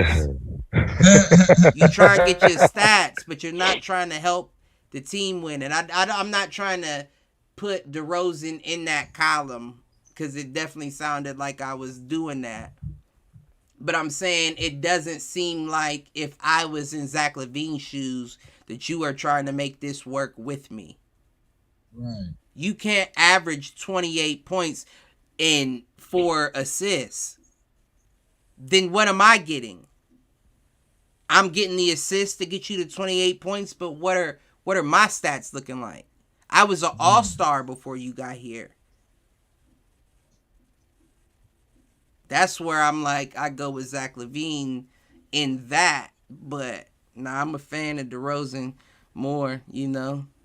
He out there too. He come from out there. But yeah, I didn't really. I mean, I wrote stats down and all that, but I didn't really. That wasn't a big point of emphasis for me. The Bucks, the Bulls, because it's just hasn't been. You know, we know how that goes. 74-57 now, Bucks. Yeah. Yeah, we know how that goes. Home or away, we know how that goes. So, but Timberwolves Grizzlies, another interesting one. Definitely want to touch on that one. That John Moran dunk. Man, listen. That not too long ago. Somebody need to pat him down every night. Make sure you don't have a jetpack on. Cause that nigga float, man. Pat that nigga down, lift up his jersey, check his compression shirt, do all that, cause he's hiding a jetpack in his motherfucking back. Right under the numbers, I promise you. And that's fitting, cause you know what he said about the dunk, right? What? It was a guard, so you know it was easy. Well, it was on Malik Beasley. Yep, that's just what he's a combo. I guess he's a 2-3. He's a 2-3 combo. Yeah, but for you to say that though. But he's definitely a 2. Well, what? Yeah, that's a different kind of confidence. My thing is the fact that, and I was talking to Blue about it, Mouth. Earlier today, I was saying he didn't jump towards the rim. He jumped straight up, and the fact that he got that much bounce, he was just at the rim and he reached over. The more impressive part to me, because we know he got bounced, is the fact that he reached to get the dunk that far away from the rim. The fact that he got the ball through and still from that far away from the rim, I'd have thought he'd have 7-up that joint and just bounced it off the, you know what I'm saying? He got that bitch in there and it was a real dunk, no fingertips. Right, no fingertips. That shit was crazy. Pat that nigga down, Joe. Wind him on the bench. But somebody come out here with a airport. I need to run him through this bitch. What do you have on you, fucking alien? I wish I could remember what episode it was last season, but I remember saying, I said, man, I was gonna really probably take off this next. Oh, you cutting out? You said what? You hear me? Every time you hit your hand, it's picking up on that. What was you saying? I said, Jaws gonna really take off next year. I said last season. I don't remember what episode it was. You did. No, I'll give you that. You did. I'll give you that. You get all the P's for that. He was kind of putting, some of his game. I said, he gonna take. I wasn't. You always point out that I wasn't putting him down. I didn't even say you. I didn't even put a name. I thought you knew it. Yeah. Did you hear a name? No. Did you hear a name? Yeah. But we know what he's talking about because you always try to. He felt guilty. He says it all the time. You was the one talking shit about John Moran, and I always have to bring it up. Like, no. Do I need to run the tape back? Hey, that's the mind game. I didn't even say his name, but no. John Moran, he's just on a whole nother level. I mean, that boy, he's explosive. Explosive is an understatement. He's a fucking. Yeah, I don't know what you say. He's not from here. Yeah. He's just not from here. Like you know how different. No, he's not from here. A 50-inch vertical. A 50-inch vertical? That's Like, what he motherfuckers has? is blowing a wig back over a 40, and this nigga jumped 10 inches over that? I be trying to get a 40 on 2K from the 2K drill. You feel me? Look. And that's with your fingers, not your leg. And this nigga going 10 inches over that. 50. Oh. Just off the vert. He fucking the IQ game up. Like, that's insane. because Malik probably thought he had a whole charge. He wasn't you know even what I'm close saying? enough. Now you talking about dick in your face? Cause it was I'm just saying, like, your feet was there and you was like, he jumped and too Moran high said, for a ref to give you a charge on that. Exactly. Moran said, Would you catch it with your chin, motherfucker? That's what I'm saying. Like, Moran said, fuck it. Like, oh, you gonna do that? He probably tried to clear him on some Vince Carter shit. He Michael Jordan Space Jammed his ass. That's what Vince he did. Carter was definitely above a 40, but I don't know what it was exactly. But I know Ja got a 50. I know that. Michael Jordan Space Jam when he jump up and reach. Man, that's exactly what that dunk reminded me of. No. Yeah, that's exactly what it reminded me of. The only difference was he was holding a charge position and he wasn't trying to grab him. If he was trying to grab him, that would have been. I would have waited for somebody to hop on the court and say, "Cut." Don't do it. Right. And he's probably gonna get one of them where somebody's like, "Fuck this, I'm snatching this nigga out the air," and he's still there, like, nah, you're not. That nigga is different, man. That's why I brought it up in the post game when he was like, "What about it?" He was a guard. It was easy. I know. You don't be on our Saturday shows like that, but who was it that said if they said Joe Burrow's Super Bowl game was gonna make him arrive to where he plays completely different after that. Remember we had that conversation and somebody on the show was like, yeah, once Joe Burrow plays in the Super Bowl. Oh, was it a while back? Yeah, I don't think it was me or you. It was. I was saying the last. Might have been Britt. I think it might have been Britt that said that. It could have been. Yeah, I don't remember. I think Britt said that. But I feel like this is if he gets past the Timberwolves, the next game is the Warriors. Well, assuming the Warriors when is their game? Their game is tonight as well, ain't it? Tonight. Yeah. At 10. And this is the closing game for them. Yeah, Warriors are up. Yeah, it's gonna be game 5. Game 5, yeah. And the Warriors are up 3-1 right now, right? Yep. Right. So if they win tonight and the Grizzlies win, it would be Grizzlies Warriors. Now I'm saying this right now.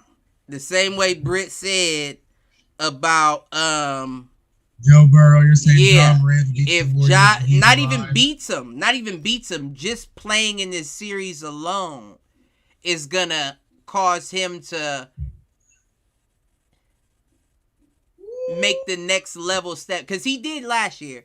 Remember, everything I said that he needed to do this year, he has done. I said improve that 3-point percentage and improve that court vision. Start looking for your other teammates as well. He's done both of them.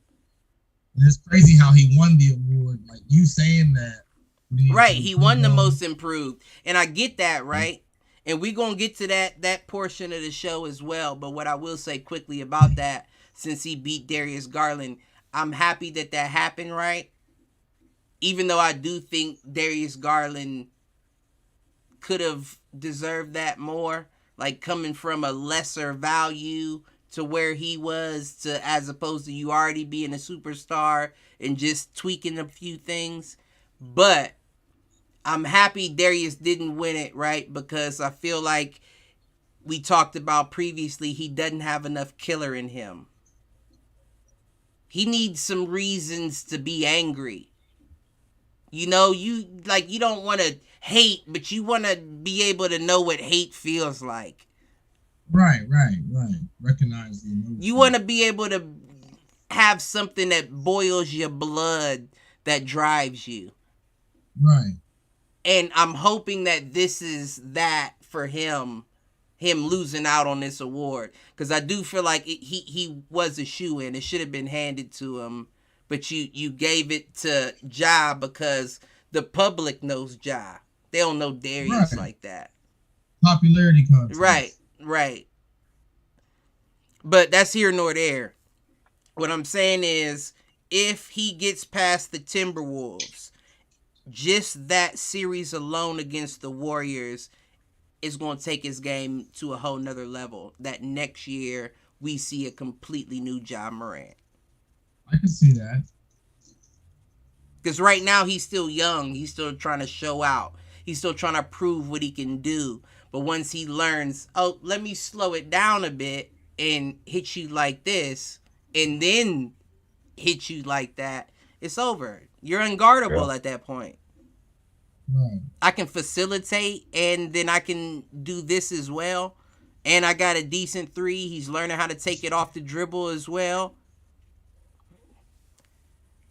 That's more scary to me than a Giannis. Yeah. Motherfuckers that's where be they're chasing. improving. Yep. Right. Motherfuckers be chasing little ass Trae Young all over the court, and he be putting up 40. What you think a Ja would do? Trae can't drive. It's over. Knowing he can give you a facial. Right. Nah, that's more dangerous than a Giannis, in my opinion. Every little kid that you watch play basketball in that Fisher Price gym that was taller than the others usually dominated. You feel what I'm saying? But every now and then you see a kid that'll bust from way back. Like, it just comes natural. I just hit this. Yeah, I just got a little dribble with this rubber ball on this carpet. Those are the ones that I'm like, oh shit. Watch him. Watch him when he get older. That's tough. But just speaking on that game, they already did game 5. Yeah, game 5 was last night. That was the one where Ja did that dunk. 30-point game, 13 rebounds, 9 assists. Almost had the triple-double, 3 steals too. He did take 9 of 22. That needs to be improved. Yeah, as a team. Because you had Bane 9 of 20, Dylan Brooks 3 of 18. You are absolutely correct. 1 of 10 from 3. Yeah. If Ja didn't have a big fourth quarter and the Timberwolves didn't start turning the ball over, 23 total for the game. You said it. I mean, you're looking at Minnesota winning that easy. Period. You said it. If Ja didn't have a big fourth quarter, 18 points in the fourth quarter alone. Yeah. With the only 3.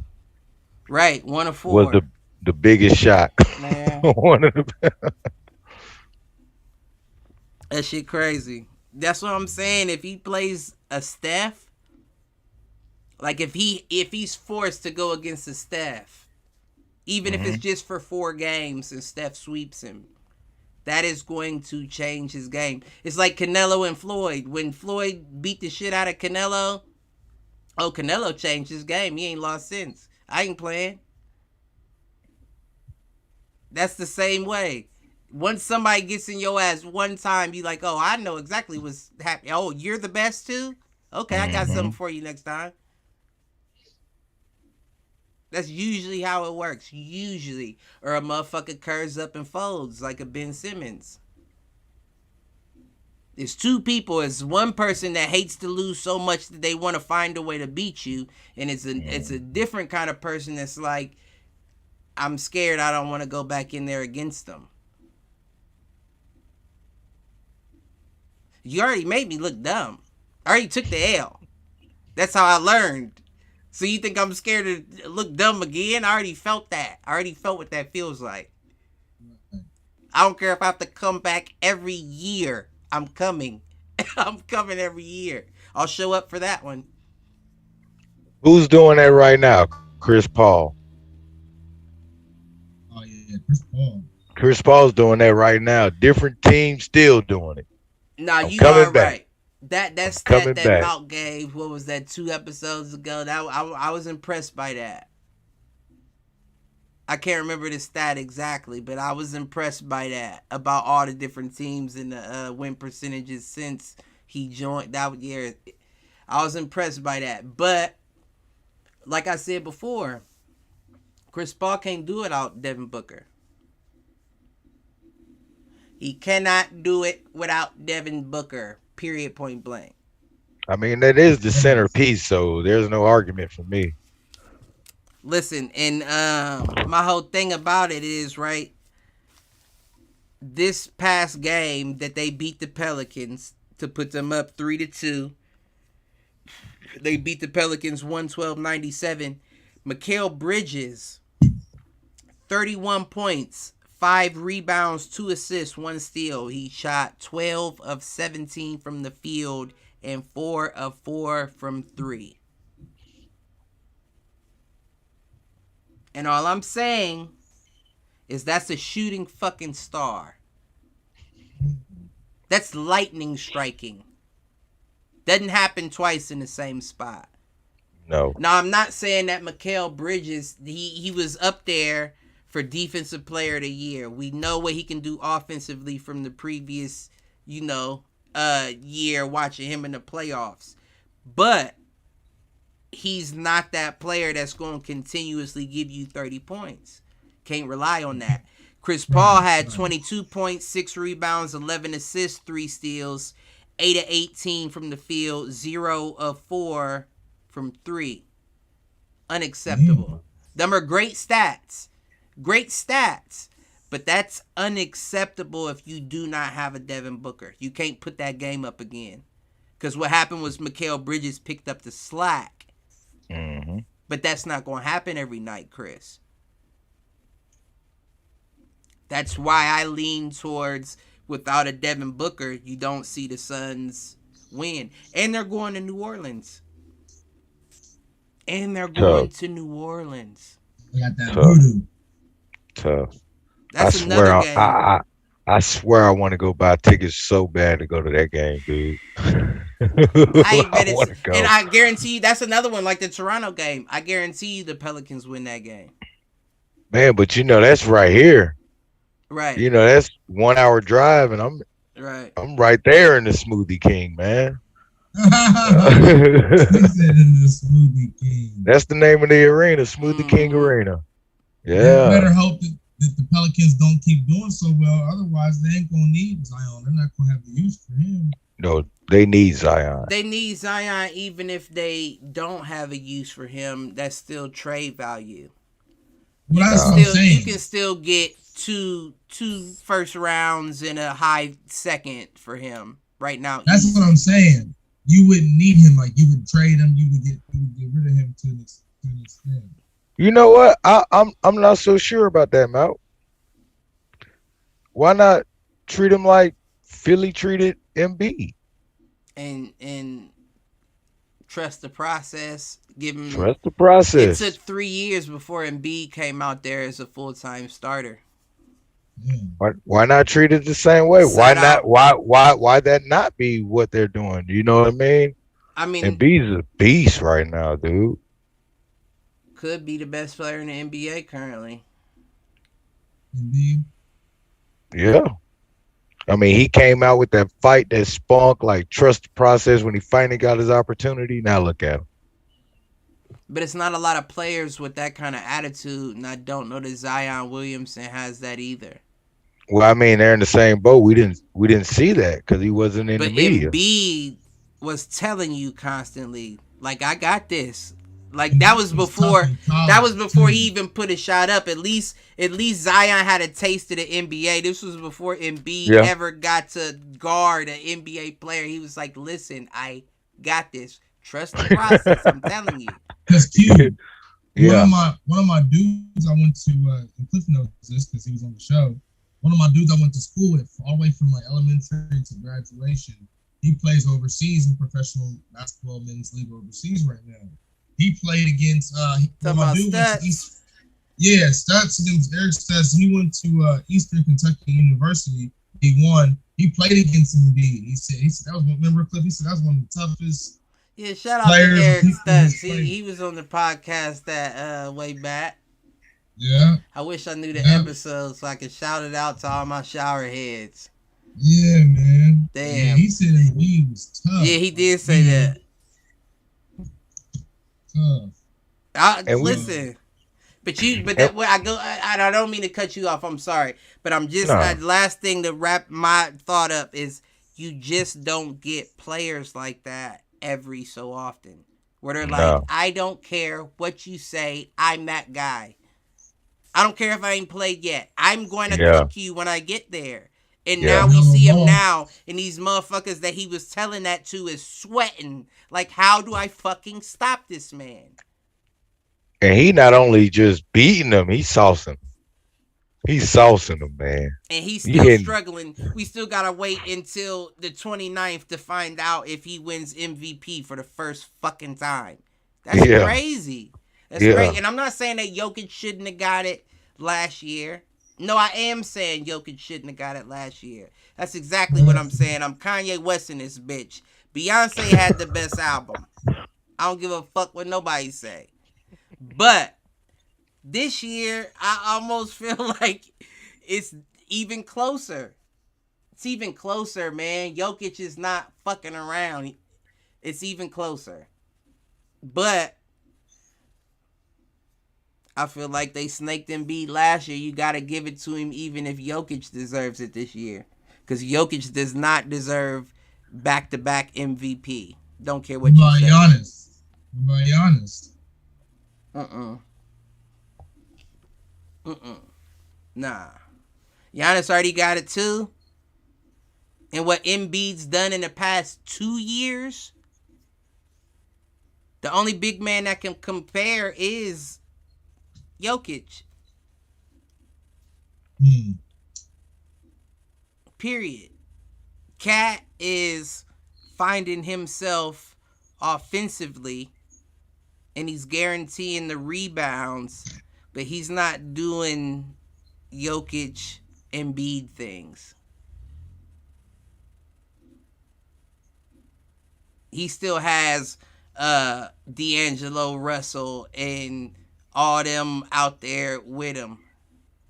Right. Anthony Edwards. Embiid was doing that long before James Harden got there. And since James Harden's been there, stats ain't been looking right to me.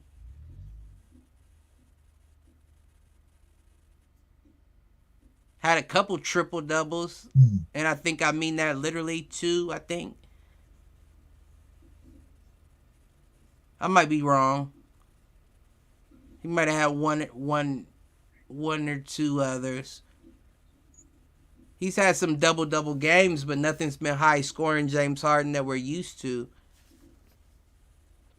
Right. Not the usual. Right. So I don't know. Listen, I don't know. But that's another game that I would if I lived in one of them states, I would bet on the Pelicans this game. Oh yeah, I'm thinking about strolling on down to Bourbon. Listen, see what's going on. I might have to send you a couple dollars and say, let's put that in for me. You know, ain't nothing but 2 minutes drive up the street. You know. But other than that game, the Warriors series, that's a whole nother one.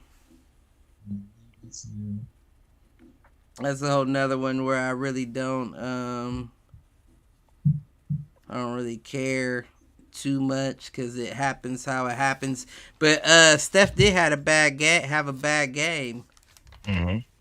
What was that last game? I wrote that shit down. Where did I write it down at? No, that last game was yeah, it had to be. What was the last game that he Wasn't Steph coming back from injury though? No. Nah, not in game 5 because game 4 he had 33 points, 3 rebounds, 8 assists, 4 steals. But Okay. I don't think I Yeah, no, Steph, he shot 10 to 23 from the field and 3 of 11 from the 3-point line. in game Um 5. yeah, he That's scored probably what I'm 33 thinking he of. scored 33 points, but I mean, that's a hell of a lot of attempts. Right. I Jordan mean, Jordan Poole wasn't effective either. 3 for Yeah, he 10 hadn't been. from the field, 1 for 5 from the 3, only 11 points. Not what he had been doing, but you had Right. Stephen Clay 33, 32 points. That was really the only highlight. Overshadowed Wiggins scoring 20. You know what I mean? But that was Denver closing them out in the fourth quarter too. You know, the role players Right. play big, right? Right. At home, the crowd was loud. Damn, how did I look at the stats but didn't write them down? I had so much going on. Shit was crazy. But I mean, And then Jokic put up a 37 piece with Morris getting 24, Aaron Gordon getting 21. did he? Yeah. He's another one. He's another Tobias Harris. When we talked about it that one day, you was going live in Orlando and they traded you expecting you to do big things, and you ain't showed up. Seemed like you pulled a Homer Simpson and backed up into a motherfucking bush. Who's Austin? Austin McKinney. That's skinny. Oh, what's good? Shout my nigga. What's going on? Look, Skinny from the Neeners. Nice. Been trying to get skinny on here for a minute. It was cool ass, man. Right. We gonna have to set that up. Well, before we get into anything else, let me first let's address these motherfucking awards. Rookie of the Year goes to Scotty Barnes. Aaron said he called that. He wasn't on the show when we wrote him down, but I do recall us talking about it probably 4 or so episodes prior. I just never wrote it down then either because I definitely looked up the paperwork and it's not there. So we're going to have to run the tape back for me to give Aaron the dot connector Spencer credit for that Scotty Barnes. And even so, I don't fucking agree with it. I actually felt like Q was right. I think it should have went to Cade. Yeah. I think it should have went to Cade. And I don't even like saying that because Cleveland, Evan Mobley. But it statistically and what they meant to a team, I feel like it should have went to Cade. Toronto Raptors are another team that was within the championship past 6 years. You just got it with Kawhi, less than 6. Yep. You just got it with Kawhi. And now all of a sudden Scotty is the most valuable to his team as a rookie. And here's the stat right here. Raptors without Scotty Barnes were 5-3. Cavaliers without Evan Mobley were 4-9. Now that's a team that hadn't been to the playoffs since LeBron James left. Yep. And you telling me that Scotty Barnes outplayed Evan? I don't think so. Now, I don't think either one of them outplayed Cade. I just, like I said in previous episodes, thought that Evan meant more to how far they got, is how I was rationalizing it. But since we're giving it to Scotty, you damn sure should have gave it to Cade, in my opinion. Hell, without Cade, Detroit only had 4 wins. Listen, I agree with that 5,000%. And weren't competitive at all. They were scary at the end of the season. Teams that were in the play-in conversation were scared to lose a game or thought they were going to lose a game because, you're facing Detroit. They actually went on a little 4 or 5 game streak at the end of the season. Yeah, yeah, real scary. And Cade was the guy with the ball in his hand, Right. Playing with the point game on the at line. times. Point guard, exactly. Yeah, that's crazy. I just don't.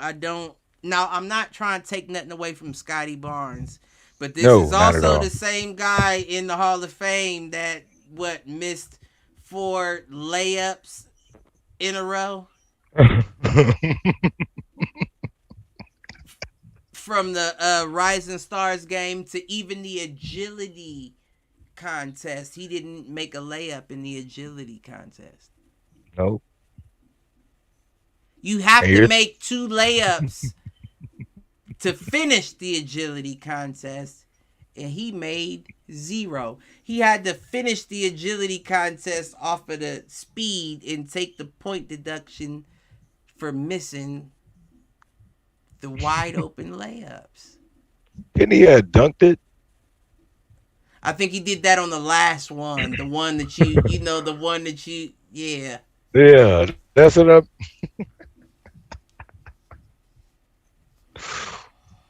Yeah, What do you man. know? But I mean, he still is a dog. They had him playing center at times. Yeah, And he's strong enough to. He fast enough to beat a 3. But rookie of the year, I feel like they might have snubbed Cade. yeah, that seemed like more of a team success reward right there. That seemed Yeah, like team success. I agree with that. Raptors standing tall. Right. I agree with that. 6 man, you got your motherfucking wish. Tyler Hero. Oh, he got it. Yeah. Tyler Shit. Hero. I'm not mad at that though. I'm not mad at that. John Moran, we already talked about that. You know how I feel about it. I feel like I don't really agree with that. No, not for a guy that was in the MVP conversation in the closing moments of the season before that little drop off and that injury. No. I mean, but Well, you have go we ahead, have to Mom. mention we have to mention the fact that he at least passed the award to his fellow teammate. I like that. I like that. That He was said he pretty didn't want good. that. I wouldn't want Yeah, it no, either. I wouldn't want it either. The fuck, this is your award. Yeah. Skinny Get said it Heat Nation Q, let's go. all You day. jumping on the bandwagon? Hey, Skinny. Skinny been a Heat fan. Oh, for Skinny. real? Skinny, Yeah, you already Skinny's know been a what Heat it fan. is. Whenever you want a Heat hotel fan room, since I got I don't you. know, I guess the D-Wade days. This ain't the Miami Beach where I'm at. You know what I'm saying? I don't But know if you that know, qualifies as being a Heat. Well, y'all are younger. Y'all are Yeah, he's younger. younger than me. And Right. he's 4 years younger than me, so you know. Okay, I'll give him that. I'll give you that. I'll hop off you, Skinny. I'll hop off you. He said there's no way you get Rookie of the Year, then MVP is probably he's putting no way. He said Ja didn't accept it. He gave it back. I'm good friends with the chef. Well, shit, get his chef on the show if you can't get I want to know what you Right. cooking this alien motherfucker, man. He's an alien. He's not from That's right. here. but you know, he was doing that in college. He has a jetpack. He has a Tony Stark jetpack in his heels, and I want you to pat him down and wind him. He's the one guy that did it in college that translated in He did. forever. Like he's doing the Well, exact Trey same. did too. Well, no, I mean like, Trey did too. So did Colin. Them guards been coming out. yeah, but I'm talking about dunking on. I'm talking about facials, man. Like Okay, well that's different. Yeah. he been high flying nasty. Like it took Vince Carter a while to I would say translate. Blake Griffin was the Yeah, last yeah, okay, since Ja that you could yeah. give it to like that. That came out and Out was of like, Oklahoma. yep, Yeah, yep, and was just killing shit in the NBA. Yeah. That's how they got the Lob City name. Mm-hmm. Him and DeAndre. DeAndre was doing his thing somewhat, but it was really Blake. He was like, God damn, that nigga jumped over a Kia in the dunk contest. Crazy. Skinny said, most improved player. I mean, it's not Ja. I think that's what he was saying. Dez. I meant Dez, not Ja. Dez who? Desmond Bain? Desmond Bain, yeah. Yeah. Nah, man. He said Dez gave it back. I'm friends with Desmond Chef. Oh, okay. Well, shit. Same difference. Fuck. Now, he ain't quite jumping out the building. But the nigga, I mean, listen. He hold his shit down there. He's one of them. I'm not gonna say that. But I was about to say he's one of them football players on the basketball court. You know, they always had them video memes about the football player on the court that's always aggressive and go. You know what I'm saying? Like, that's what Desmond Bain reminds me of. If he's not shooting, he's just football-ish out there. I don't know. I mean, going 9 to 20 is still getting 25 points and being a contributor in the game. That's football play on the court. I mean, you need somebody that's willing to get dirty, and he will. But nah, most improved should have went to Darius hands down. Motherfuckers is stunting. I'm giving it to Darius, and that's me, and that's without bias though.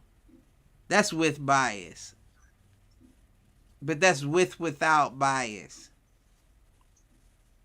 If you look at it, like his stats before, I think he was 12.4 points per game, and I think he might have had like 5 or 6 assists. It might have been a little less than that. To 21, 22, and brought your team to the play-ins on your shoulders. No Colin Sexton. 8.6 assists. And you're telling me that's not the most improved player of the league? All-star. That's all-star.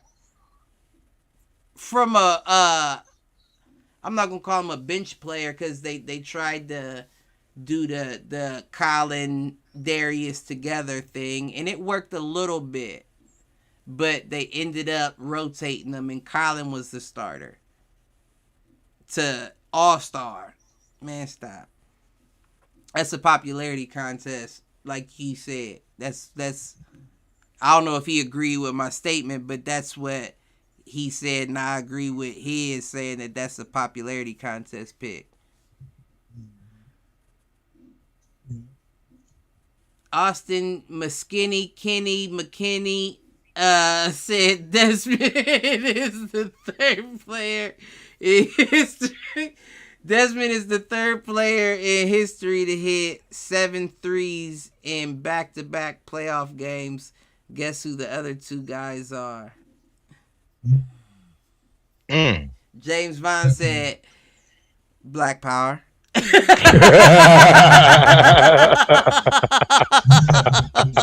What up, Skinny? What up, JB? Oh boy. JB's a fucking fool. I know what he want to type next. He want to type, them goddamn monkeys is beating on my hood. hey, look. At least them the real ones to show up. Listen, I appreciate it. I appreciate the motherfucking love. Oh, man.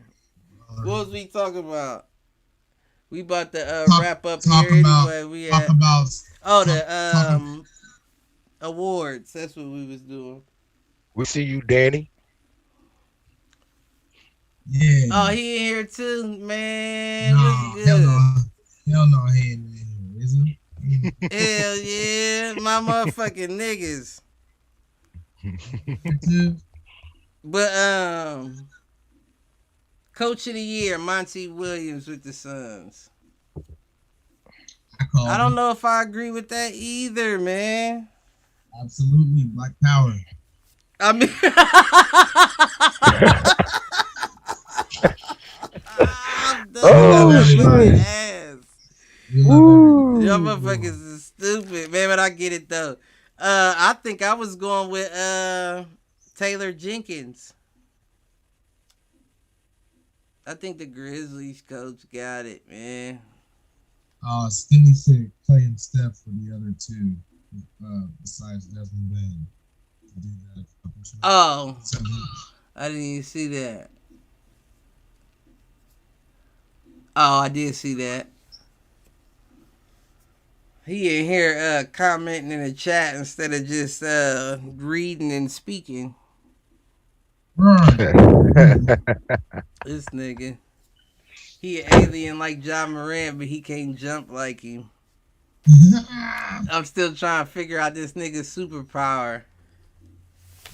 Everything. Maybe it might be watching the motherfucking playoffs from the couch. Along like with the sorry ass team. Misery loves company. We got a taste of the prelims, motherfucker. What's y'all's excuse? It don't matter if you got the first, second, or third base. If you didn't hit a home run, I know out. that's right. You got them right.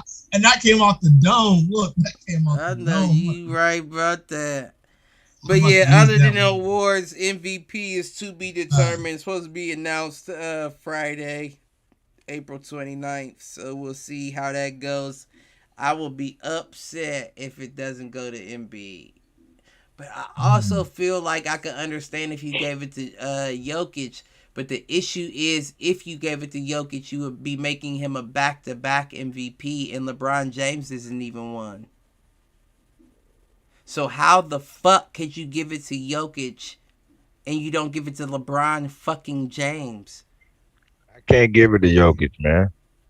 I was almost feeling away. I'm not even going to say almost. I was feeling away when they gave it to Steph as a back-to-back. And I was like, God damn. Like, you would give it to Steph Curry before you would give it to LeBron James after everything LeBron did before Steph?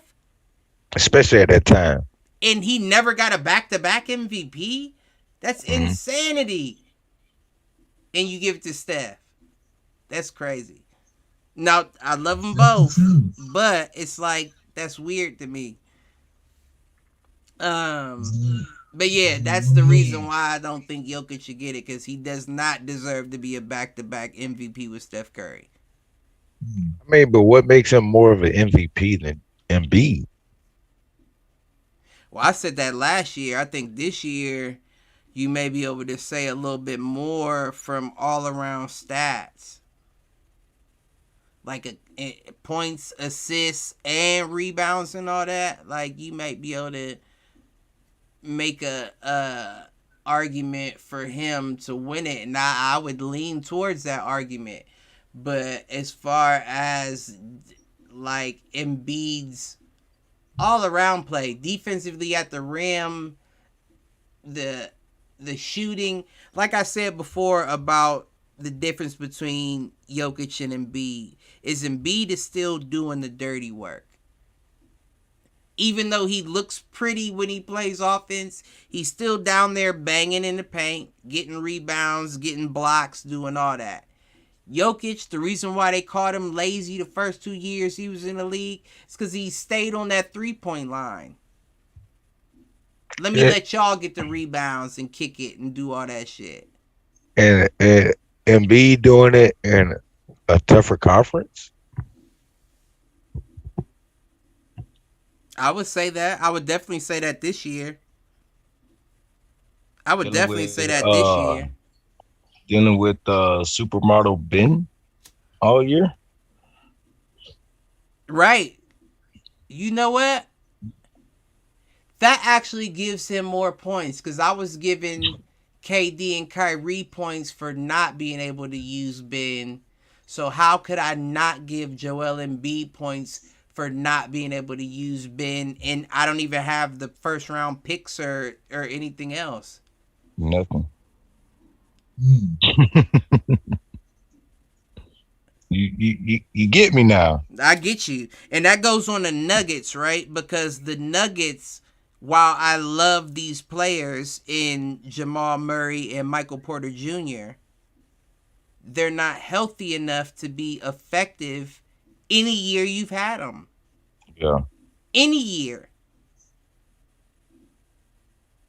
I can't think of one. Jamal Murray had a decent, played most of the year season 3 years ago, if I'm remembering correctly. 4 years ago is when they start feeling the hype, where they was like, oh, he may be a good player. And then the following year he went off, but he still didn't play the whole season. But he went off enough to get Joker and them, in the playoffs doing their thing. What was that? They did and all that stems from the bubble play, man. That's where Denver blew up when they won back-to-back series in game sevens. You might exactly be. I think you are absolutely correct. You know what I mean? I don't think that's the year I'm talking about, but I think you are correct. Yeah. So that's where Denver is more talked about as a 1 and 2 team, which they're not. Right. And they're more of where there are 4 and 5. I agree with you. Whereas Philly has all the potential and had all the potential all season long to be number 1 in the Eastern Conference. Right. But with a stacked conference, finish where they're at. Was that Aaron that said that he think that they lost on purpose to drop down so they didn't have to play certain teams in the playoff? I wouldn't doubt it. These grown men playing grown little boy sports. But I mean, that's right. That's chess, though, right? That's chess. That's not checkers. Like, if I am number 1 and I held the number 1 spot, that don't mean that I gotta finish at number 1 if the key is a championship. Yeah, I had one guy break it to me. He was like, with where the Nets stood, how don't I know that they didn't fight to get that 7 seed just to face Boston, justify why they lost?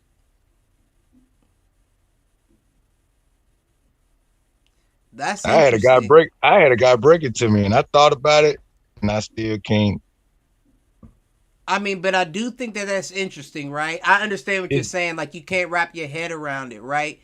And I can't quite either. Is that where you were going? What you said, where you said I can't? Yeah, I can't really. Yeah, like it doesn't. I can't. It doesn't make sense, right? It doesn't make sense. But then a piece of me says, does it though, right? Because the only reason why I say that is Kyrie. Kyrie is the clue to me, right? Because if you played for this team, you couldn't get it done with them. You left them, and they still were just as good as you were when you left them. And then they graduated to a point of knocking you out later. At that point, you have to kind of give them peas, and that's why you pat Jason Tatum on the chest and say, it's your time. It's your time now. Because anything else would be ignorant, because when you think of the timeline. Jason Tatum said before Kyrie got there, we don't need him to win. Right, he did. And then they brought him there. He fucked up the chemistry and he left, and they're still in the same spot before he got there. Yeah.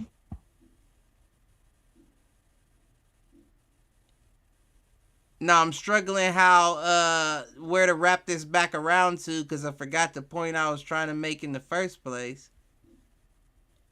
But it's just simply that thought of Brooklyn fighting to get that 7 seed just to face Boston. Oh, that's where we came from, right? That's where we came from. And the conspiracy of pick Boston so we can have an excuse if we lose type shit. Yeah. Well, at least that's what I gathered from it. Because you can see them as an AC facing the Heat. They're the favorites every single game in that series. Listen, motherfuckers was trying to make the Nets the favorites against Boston. Mm-hmm. Mm-hmm. They couldn't. They couldn't find a game to bump them up. Matter of fact, who is that? I gotta I think highlight maybe them off. I think maybe game 3 they were favorites. Oh, that was you and Aaron. What's Both that? y'all get red streaks. Yep, we do. No, you good. You said the Celtics in 6.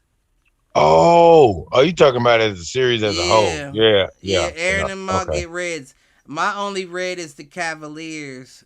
And that was only because we did this before the play-ins were over. So I was guessing ahead of time. And I wrote that guess down. And I kept that guess because I'm a man of my motherfucking. So that's my only red streak at the moment. Right now, everybody else is still open.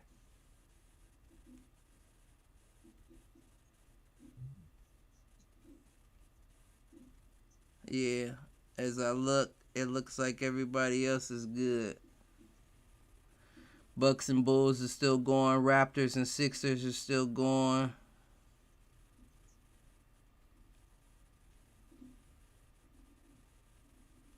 Yeah, we gonna have to do it again. It's some greens I gotta put up here though. We gonna have to do it again for second round too, but we ain't gonna hold shit up. Who's our hit the showers?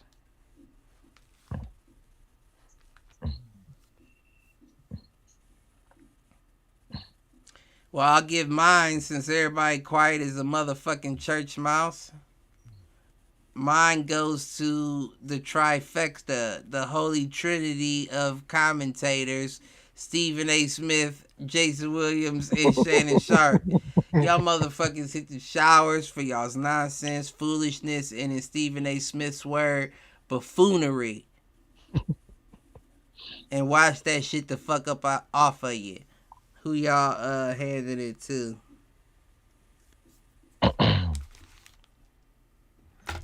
I got another one. I'm giving it to Trey Young for not stepping up. And them I'm stealing y'all too slow. I'm stealing y'all shit. Trey Young hit the showers as well. I'm giving it to the whole Nets as a whole. I'm giving it on Malcolm's behalf to the Lakers. No, I'm just playing. Go ahead. Go ahead. Whole Nets as a whole team, squad, everything. To lose is one thing, but to be swept is another. I'm glad you brought that up before we take it out. And the last thing I want to say is, did you hear that that's why James Harden said he wanted out? Is he didn't like Steve Nash as a coach. Yeah, sure. He said he was, well, in a roundabout way, what I heard was, and this is all alleged, I guess, is he said he was expecting the offensive scheme that the Nets had before Steve Nash took over, and when he got there, Steve Nash changed it up. He didn't like it, and shit didn't work out. Skinny just said in the chat, Joker will get it just cause his team isn't fully healthy and he backed up, in quotations, them. Joel has a nice squad day in and day out, coming from someone who would vote Embiid. I'd say it's LeBron every year though. I think I agree with you on that, Skinny. And I would damn near agree with that last statement as well as of recent years, even in recent years with him getting older. Well, Joel's squad isn't consistent. They're not consistent, but they do consistently make it to more than one round of the playoffs. That's why it would be very shocking for a lot of people if the Raptors pulled it off. And I know they pulling off Game 6, and we already seen them beat Philly on their own court in Game 5. So We can say that a good team got momentum. We seen it happen with Cleveland in 2016, baby. Coach I'm trying to go to up. Drake's after party. Drake, check out, hit the showers, and send me to the after party, baby. Oh man. But yeah, now that's it. Does anybody got anything to take us out? I got one here to shower. Oh yeah, you did. I'm sorry. I didn't know But you it, ain't. but it's more encouraging than anything. It's gonna help this team. Okay. It's for the Memphis Grizzlies. All right. Y'all got potential. Right. You got the superstar. Right. You got the closer. You got the defense. Hey, go wash whatever funk you got off and shoot better from the field. Right. Because Golden State ain't playing. So if you make it past Minnesota, you gotta hit them shots. Ain't no more shooting under 40% from the field. Period. Ain't no more than shooting under 30% for the three. Period. Are you going home and hitting the shot? Me and Blue talked about this too. This game is experience versus raw talent. Yeah. Desmond Bane is a great talent, but he's a raw talent. Mm-hmm. He may even be a raw shooter. We just talked about it, last episode. If you get Desmond Bane with Golden State shooter, that motherfucker may be too much to fuck with. You think about swapping him out for plugging him in. Like you say, take out a Andrew Wiggins and put a Desmond Bane in there. You know what I mean? And I like Wiggins, but Bane's going to work. Exactly. Bane's going to work all around. Exactly. He's going to work. Wiggins takes plays off, and that's always been a notch on his resume. Even coming out of college, it was like he can be lazy on D, and we saw it. We didn't see it in Cleveland because he got traded, but you got to give him peas because at one point he had the highest contract in the league. True. But that's here nor there. There was one thing I wanted to say before we wrap. I can't remember now. Oh, yeah, we can't end the episode without Ben Simmons not getting wet.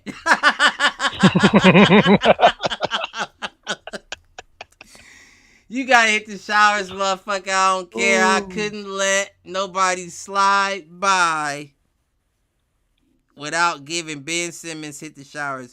You have to hit the fucking showers. Twitter already showered your motherfucking ass with jokes. But you gotta hit them again, motherfucker, because that's unacceptable. I don't care what nobody say. But we out. We'll catch y'all Saturday. Tune in. It's gonna be a good one before the Shakur Stevenson Oscar Valdez fight. Trying to think. Katie Taylor and Amanda Serrano, all them. But yeah, to all my showerheads, be good or be good at it. We'll catch y'all next time. We out this bitch.